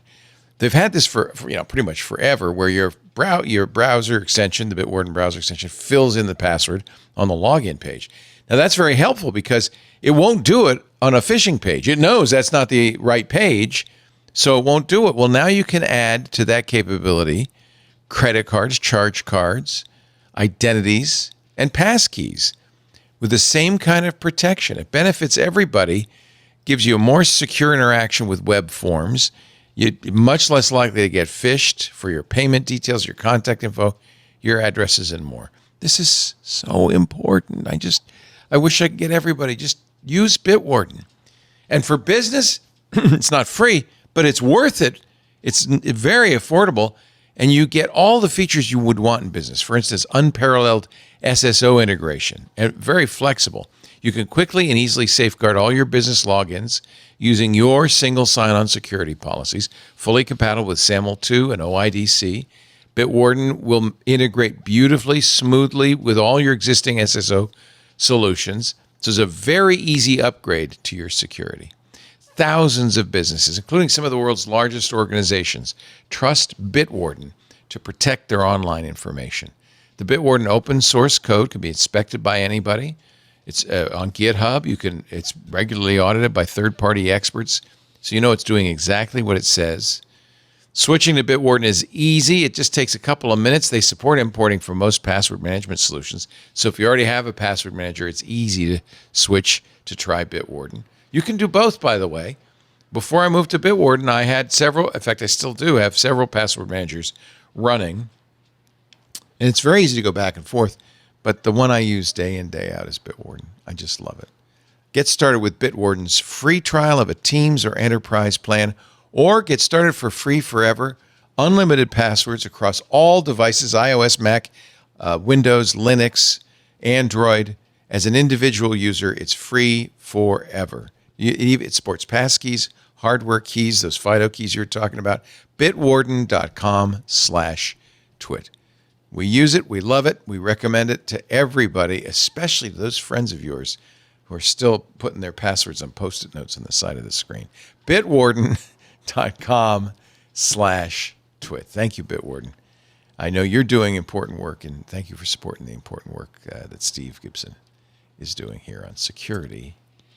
Now, all right, let's talk about, since we're talking about passkeys, passkey portability. So I should caution everybody that all we have so far is an outline of the protocol. The most recent version of the specification still has a long way to go before it's ready for the world. For example, what I found in the most recent documents looks like, and I put a sample of it, a snapshot in the show notes, in section 4 under usage guidelines. It says, offer guidelines for using the CXF format to import and export credentials securely. What programmers call a stub. That's right. And then 4.1, importing credentials. Explain the steps and considerations for importing credentials using the CXF format. Yeah. And not surprisingly, 4.2, exporting credentials says provide instructions for exporting credentials to the CXF format. And They're very so organized. on. They're very In other organized. words, They know what they want. We know what we're going to say, but we haven't gotten around to saying it yet. And I don't even know if they've gotten around to working out the details yet. That's the key. In other words, we have an almost comical lack of meat on this particular bone. I have no doubt, though, that the various participants are all rowing in the same direction and that they fully intend to turn this into an actionable specification document at some point. But at this moment, what we have is evidence mostly of good intentions. However, scant though it may be, there is enough here to piece together a coherent picture of the system's operation. We're far short of having sufficient information to create a working implementation. I don't even know if that exists yet, but we're going to be able to get a feel for how the system works. Okay, so let's begin with the news coverage Wired offered 8 days ago. This is what clued us into it last Tuesday, and it happened the day before on October 14th, which was the day of the big FIDO Alliance Authenticate conference held in Carlsbad, California. Wired wrote, the password-killing tech known as passkeys has proliferated over the past 2 years. Developed by the tech industry association known as the FIDO Alliance as an easier and more secure authentication alternative. And although superseding any technology as entrenched as passwords is difficult, new features and resources launching this week are pushing passkeys toward a tipping point. At the FIDO Alliance's Authenticate conference in Carlsbad, California, researchers announced 2 projects that will make passkeys easier for organizations to offer and easier for everyone to use. One is a new technical specification called Credential Exchange Protocol, CXP, that will make passkeys portable between digital ecosystems, a feature that users have increasingly demanded. The other is a website called Passkey Central, where developers and system administrators can find resources like metrics and implementation guides that make it easier to support for passkeys on easier to add support for passkeys on existing digital platforms. Andrew Sikiar, CEO of the FIDO Alliance, told Wired, quote, to me, both announcements are part of the broader story of the industry working together to stop our dependence on passwords. And when it comes to CXP, we have all these companies who are fierce competitors willing to collaborate on credential exchange, he said.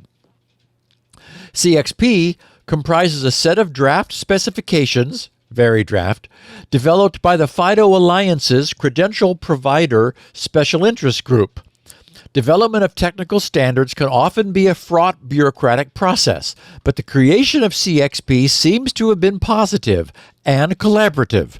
Researchers from the password managers 1Password, Bitwarden, Dashlane, NordPass, and NPass all worked on CXP, as did those from the identity providers Okta, as well as Apple, Google, Microsoft, Samsung, and SK Telecom, which is all what we want. They said, the specifications are significant for a few reasons. CXP was created for passkeys and is meant to address a long-standing criticism that passkeys could contribute to user lock-in by making it prohibitively difficult for people to move between operating system vendors and types of devices. In many ways, though, this problem already exists with passwords. Export features that allow you to move all your passwords from one manager to another are often dangerously exposed, and essentially just dump a list of all your passwords into a plain text file. It's gotten much easier to sync passkeys across your devices through a single password manager, but CXP aims to standardize the technical process for securely transferring them between platforms, so users are free and safe to roam the digital landscape. Importantly, while CXP was designed with passkeys in mind, it is really a specification that can be adapted to securely exchange other secrets as well, including passwords or other types of data. Christian Brand, Identity and Security Group Product Manager at Google, told Wired, quote, "In the future, this could apply to mobile driver's licenses, say, or passports, any secrets that you want to export somewhere and import into another system. We've got most of the rough edges sanded down with passkeys, but one of the main pieces of negative feedback over the past year has been around portability and potential vendor lock-in. I think with this, we are signaling to the world that passkeys are growing up," unquote. The goal of Passkey Central, a resource repository, is similarly to help the ecosystem expand and mature. Product leads or security professionals who want to implement passkeys for their user base may need to make a business case use to executives to get budget for the project. The FIDO Alliance is basically aiming to help them with the pitch, providing data and communications materials, and then support their rollout with prefab materials like implementation and rollout guides, user experience and design guidelines, documentation around accessibility, and troubleshooting.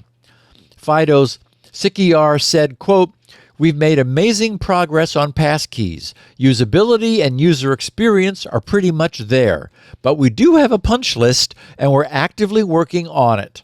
Portability is an important feature on that list, and while the biggest brands on the planet are now using passkeys at scale, there's a very long tail of companies that haven't gotten started yet.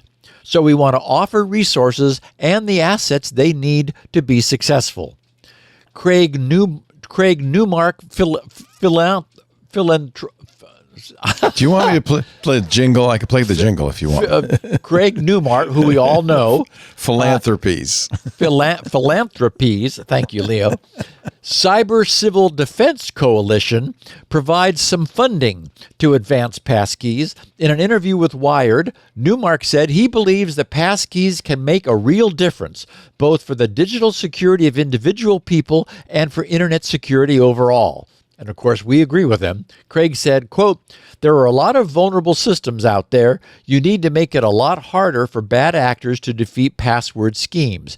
You need to make everything more secure, and passkeys is part of that." Okay. Now, having noted that there was very little meat on this bone, there was some. The specification we have today has a useful introduction to the problem, an application space that this protocol is expected to fill. And it turns out to be more than just passkey credential transport, as we said. So here's how the Credential Exchange Protocol specification, CXP, introduces the problem. It's just a few paragraphs and a bullet point or two. So they said, individuals and organizations use credential providers to create and manage credentials on their behalf as a means to use stronger authentication factors. These credential providers can be used in browsers, on network servers, and on mobile and desktop platforms, and often sharing or synchronizing credentials between different instances of the same provider is an easy and common task. However, the transfer of credentials between two different providers has traditionally been an infrequent occurrence, such as when a user or organization is attempting to migrate credentials from one provider to another. As it becomes more common for users to have multiple credential providers that they use to create and manage credentials, it becomes important to address some of the security concerns with regard to migration. So they said currently, and we have 4 bullet points, credential provider applications often export credentials to be imported in an insecure format, such as CSV, comma-separated values, that undermines the security of the provider and potentially opens the credential owner to vulnerability. 2, credential providers have no standard structure for the exported credential CSV, which can sometimes result in failure to properly migrate one or more credentials into a new provider. 3rd, some credentials might be unallowed to be imported due to device policy or lack of algorithmic capability on the importing credential provider. And finally, because organizations lack a secure means of migrating user credentials, often they will apply device policy that prevents the export of credentials to a new provider under any circumstances, opting to create multiple credentials for a service. In other words, they're just not exportable, which is what we've seen so far. The idea being, no problem, create one over in the Apple world and create another one over, in the Windows world. So they finish saying, in order to support credential provider interoperability and provide a more secure means of credential transfer between providers, this document outlines a protocol for the import and export of one or more credentials between two credential providers on behalf of a user or organization in both an offline or online context. Using Diffie-Hellman key exchange, this protocol allows the creation of a secure channel or data payload between two providers. Okay, so that introduction paints a picture of a more generalized secret exchange protocol. It's clearly useful and, surprisingly, it's also completely lacking in our industry today. Somehow, we've managed to come this far without a universal definition of how the owner of some secrets could move them elsewhere. The fact that this is finally being proposed demonstrates, I think, the arrival of some much-needed maturity. Up to this point, much of our industry has relied upon closed and proprietary ecosystems. That closure was first pried somewhat open by the promise and delivery of competitive open source software and open development. But the profit motive runs deep, and we've seen how shaky some of open source software foundations can be. The CXP document noted that the name was subject to change. I'd note for something that's explicitly more generic than credentials, maybe secrets exchange protocol, for example, would be good.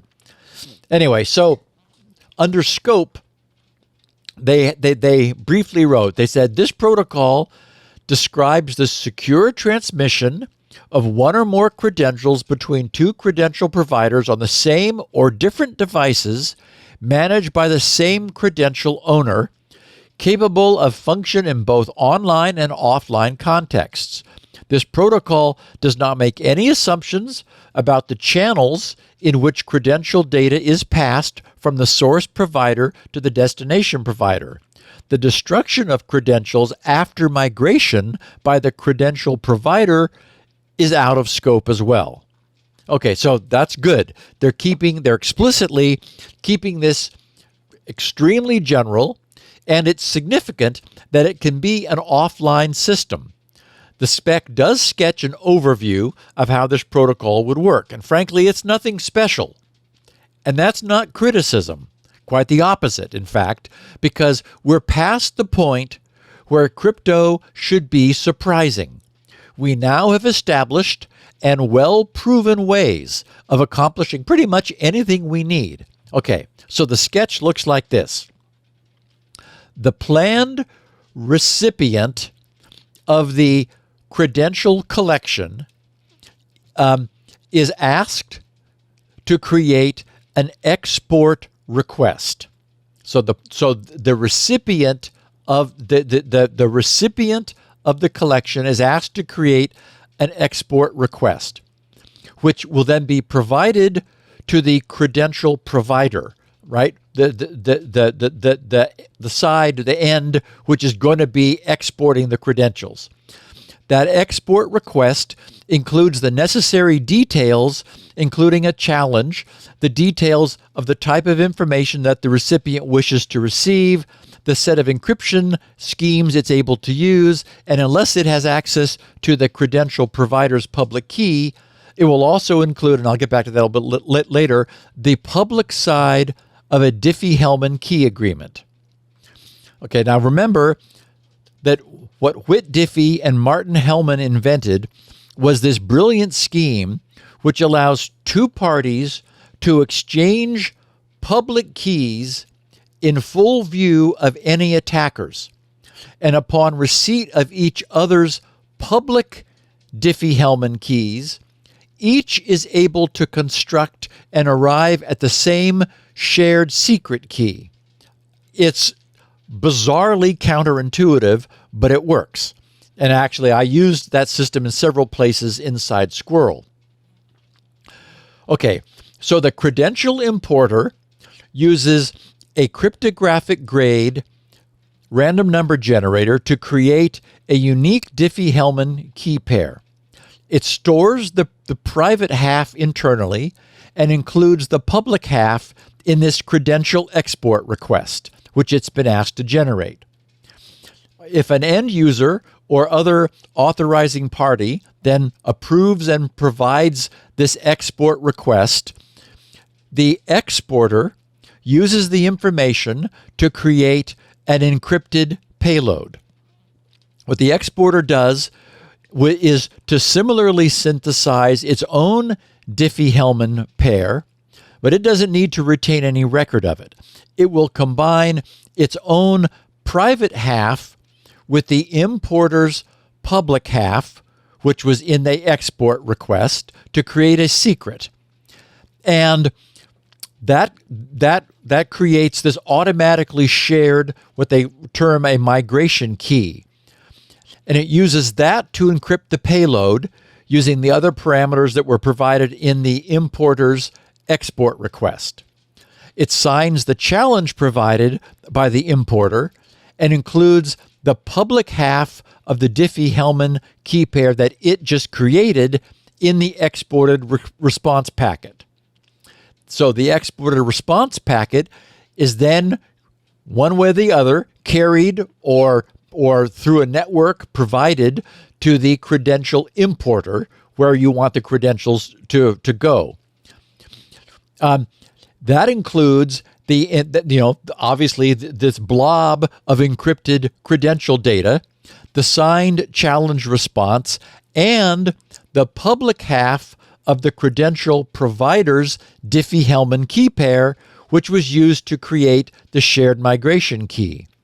The credential importer has been holding on to the secret half of the Diffie-Hellman key pair it generated as part of the export request.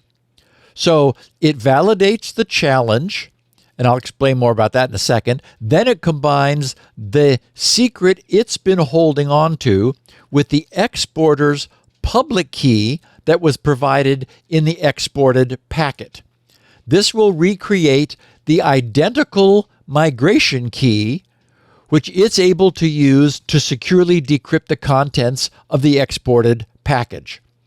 So what we have is a straightforward application of Diffie-Hellman key agreement where the two parties created the same shared secret and used it to exchange an encrypted packet containing the user's credentials. And at every stage, the entire process was state-of-the-art secure. That is, nobody getting a hold of the packet would be able to decrypt it. Nobody seeing the export request would be able to use that in any way to decrypt the packet when it was coming back to the importer side. That system is absolutely secure. What's currently missing from the specification is, well, everything else to make it actually go. As we saw, a lot of empty paragraph headings, but empty paragraphs. But the overall mechanism is clear, and it's been proven, and it will work. We have, so far, no idea what the user experience would be. Whether the internet will be used in some way for like both sides to rendezvous and automatically exchange the packet, or whether that might only be an option. It would be possible to do all of this using a USB thumb drive and so-called sneaker net, where you literally go to the side where you want to import it. You say, please create an export request. The USB key has that. You take the USB key over to the side that currently has the credentials, and you say, here's an export request from the importer. Please honor it and export my credentials. And that would then add a blob to your USB key. Then you take it back to the original side, the where you want this to be imported, and say, here is the packet. And that side would then be able to decrypt that packet and import the credentials. So the gist is that the user asks the credential recipient to create an export request for the credential sender. That export request is then provided to the credential sender, which uses it to prepare an encrypted package. And when that encrypted package is returned to the credential recipient, the residual information which the recipient retained on its side from the original export request allows it to securely decrypt the sender's package.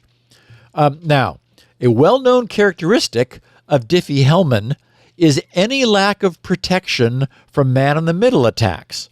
While Diffie-Hellman brilliantly creates a mechanism for secret key agreement between two parties, it has no mechanism for authentication. Nothing I've described prevents an attacker who's somehow able to interpose themselves between the parties from impersonating each end to the other. Because you'll notice there's nothing special about the ends at this point. They're just sharing keys that they assume the actual other endpoint generated. But it could be something that managed to interpose itself in between. So if that happened, doing that would allow the impersonator to decrypt the package as it moved past. Now, all we know from the specification is that the credential importer will include a challenge for the exporter to sign. That's all it says. That's all we know today. We do know that the signer of the challenge would need to use a private key, and that the credential recipient would need to verify the signature with a matching public key. But from where and how does the credential recipient obtain the credential sender's public key?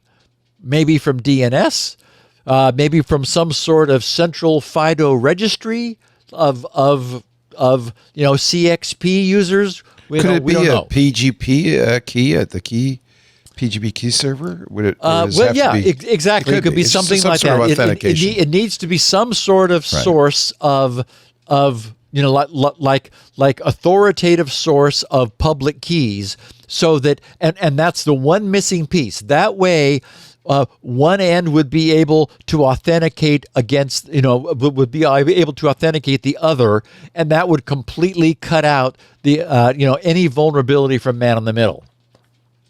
Okay, so that's the big first part. The other part is the announcement of this Passkey Central website. It's at passkeycentral.org. And having read through the site, it's clear that more than anything else, it's intended to be passkey adoption lubricant. It's taken a few years, but passkeys have matured to the point that if any sort of friction is holding an organization back, now's might be the time, I would say, to apply some lubrication. In the early days, anyone could be forgiven for feeling that passkeys were not there yet, or were not ready yet, or hadn't been proven, or might turn out to be another FIDO failure like the first attempt was, which never achieved critical mass. Or even that what we already had was well proven and working well enough with multi-factor authentication or with password managers that, make the use of super strong passwords effortless. The argument could have been made that, this problem was solved well enough. The Passkey Central site and its companion passkeys.dev developer site make a very strong case for passkeys having arrived. And for those who do not get, busy with its adoption, being left behind, at some point, it's going to be regarded as doing it wrong not to have some system for asymmetric key, public key authentication. That's the big difference. As we talked about recently, Meta was recently excoriated for storing their users' passwords in the clear without any hashing. The difference between the inherent insecurity of any traditional secret-keeping authentication system, such as static passwords, or even one-time passwords, which are still asking the server to keep something secret.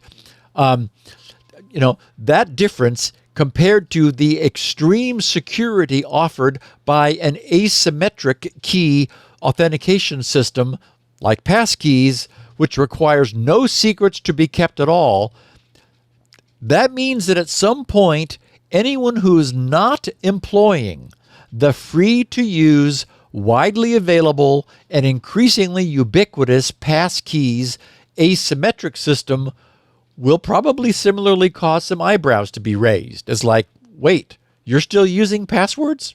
That's, they're not secure, no matter how you store their hashes. So the point is, I'm here to say, it's been a couple of years. I think it's clear.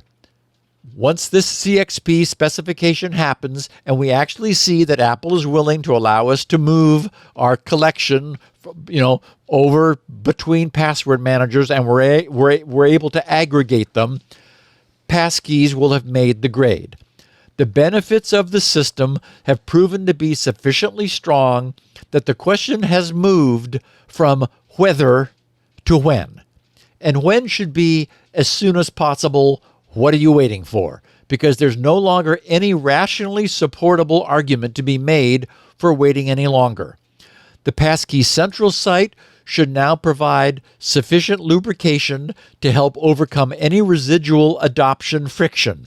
The passkeys.dev site provides sample code in Rust, TypeScript, Java, .NET, Go, Python, and Ruby, and Passkeys test sites are available at webauthn.io, webauthn.me, with Yubico and Akamai also offering test facilities.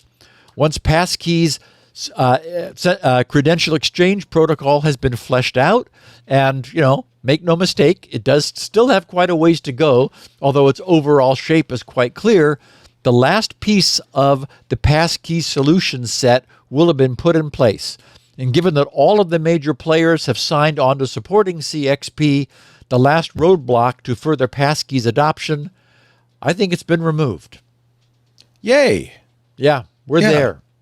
Of course, your squirrel solution, which was similar but better, I mean, obviously, unless you get Microsoft to suddenly say, hey, Squirrel is better than passkeys. Yeah.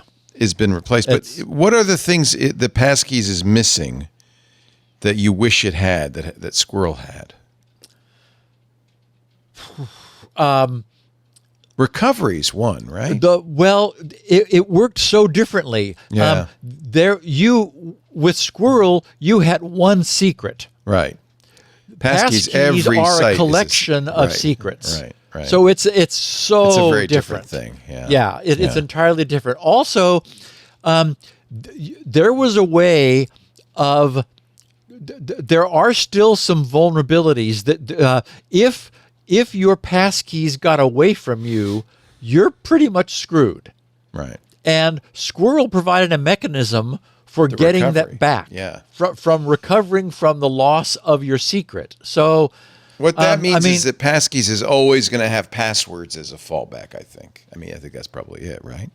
Actually, I think all authentication is always going to have it. This is a fundamental weakness, is that you will always say, the dog ate my homework. Right. A lot of people don't do passwords.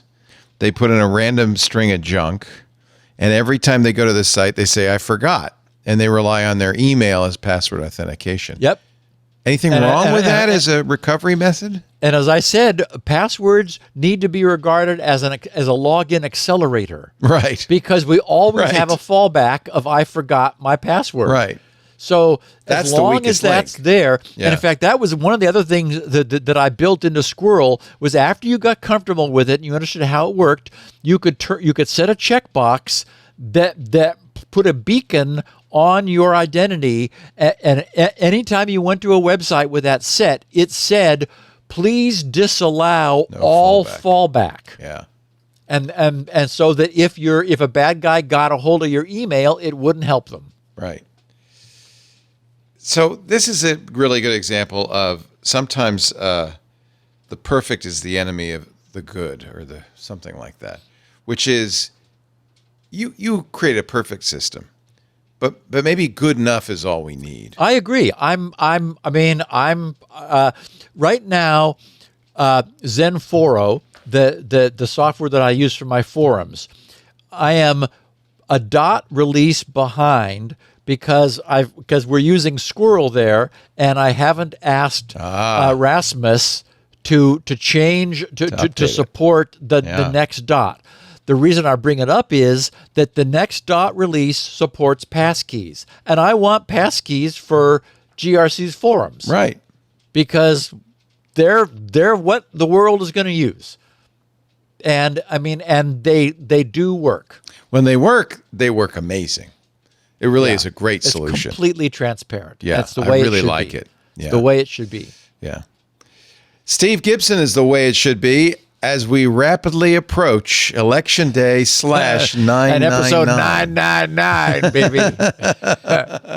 But the good news for those of you who don't know, Steve has agreed to go 4 digits. We don't know how he's going to do it. It's a mystery right now. He may not know how he's going to do it. I haven't made the change yet. I need to do that pretty soon. But we're going to keep going because you know what? This is no time to stop. Nope. We need you more than ever, Steve Gibson. If you enjoy the show, join the club, twit.tv/clubtwit to support it. Support our sponsors. It's another way to support it. You can buy the show individually on iTunes. You can buy a onesie, twosie. I think it's $2.99 a month. I can't remember. It's been a while. But you have to use iTunes to do that, or Apple's podcast to do that. In any event, your support by just listening every week is appreciated. Every Tuesday, right after Mac Break Weekly, that's roughly 2 p.m. Pacific, 5 p.m. Eastern, 2100 UTC. We will go, we're still in summertime. We don't go until standard time until after Halloween, so that all the kids can get their sugar without going out at night. And so we will be on summertime for, I guess, 2 more episodes, and on the third episode we will move, but UTC does not. So we will then at that point be at 2200 UTC. Just a little heads up. You know what? You don't have to memorize all this stuff, but if you want to watch us live, that's what you need. We are streaming on 8 platforms now, thanks to the club and Restream. Restream makes it possible for us to be on YouTube. We see the chat on YouTube, too. I have a combined chat. Twitch, great to see you all there. X.com, I see you as well. We are also on Kick. We're TikTok. I see the TikTok and Kick chats. I can't respond, I think, to some of them, but that's another issue. We're working on that. LinkedIn, Facebook, and, of course, if you're a club member, in our Club Twit Discord. That's 8 different live streams. Right now, there are 698 people watching on those 8 live streams, and we appreciate it. But the vast majority of listeners, this is maybe 10% of the total, or no, not 10, 1% of the total. Thank you. So 99% of you listen after the fact, and there's a few ways to do that. Of course, you can go to Steve's website, grc.com. He has 64 kilobit audio, but he has 2 unique formats for those who want them. There's a 16 kilobit audio version. It sounds a little scratchy, but it's small. Okay, so it's for people who are, pay by the bit. There's also a human written transcription from Elaine Ferris. She does a great job. So that is at grc.com. While you're there, pick up SpinRite. This is Steve's bread and butter. This is how he makes his living. The world's best mass storage maintenance, performance enhancing, and recovery utility. If you have mass storage of any kind, including SSDs, you really should have SpinRite. 6.1 is the current version, just came out. Go there, get it, grc.com. Lots of free stuff there as well. Shields Up is of course, eternal bestseller. That's the one everybody uses when they first get I just saw that it. another 500,000 uses had happened. We're at 107,500,000 something. It's just mind-boggling. And it's a free service. Thank you for providing that, Steve, just for testing your router, making sure it's secure. There's lots of stuff there. Go browse around, including if you want to send Steve feedback, emails, pictures for his Picture of the Week. The best way to do that is to go to grc.com/email and get verified. Once your email is in the verification pile, you can send him email. At that point, you can also sign up if you want for his newsletters, but the box is unchecked. You have to explicitly opt in and say, of course, it's Steve. I want this newsletter, but that's worth it. You get the show notes and so forth. Steve also has a show notes at his website. We have them at our website, along with a 64 kilobit audio and video, twit.tv/SN for Security Now. You'll find a link there to our YouTube channel dedicated to Security Now. If you say, I really want to share this about, memory safe languages with my boss, something like that, you can do a clip on the YouTube channel. That's really easy to do, and it's universal. Everybody can play back a YouTube video. So that's one way to do that. I think the best way to get the show is to subscribe. It's a podcast. And if you subscribe in a podcast catcher, you'll get it automatically as soon as it's available. So you'll always have it, and it adds to your collection. You really want to own all 997 episodes, honestly. It's a great collection. Just about this big. The podcast links are all at the website. Of course, you can just open a podcast client and search for Security Now. I think you'll find it. We've been doing this for 19 years now. If they haven't caught on yet, I don't know what to do. Steve, have a wonderful week. Have started Exodus, the new Peter Hamilton book. I'm enjoying it too. I'm about a quarter of the way in, I think. Yeah, it's good. And, it's beginning to come together. So it's in the year, what is it, 35,000? Oh, it's so far out there that distant. I'm also reading the book 5 of the Bobaverse. I'm reading that too. It's a little confusing. I gotta pick one and finish it and go on to the next. Actually, if you're a sci-fi fan, you'll enjoy our Stacy's Book Club coming up this Friday, 2 p.m. Pacific, 5 p.m. Eastern. Stacy Higginbotham and I will discuss a really interesting brand new sci-fi book by Adrian Tchaikovsky. It's called Service Model. It's about AI-driven robots and what happens to the humans when the robots take over. It's quite good. It's quite good. It's told from the point of view of the robot. So that's really fun. Thanks, Steve. Have a great week. We'll see you my later. friend. Next week, I'm sure we'll have more. Bye-bye. 998. Bye. Security.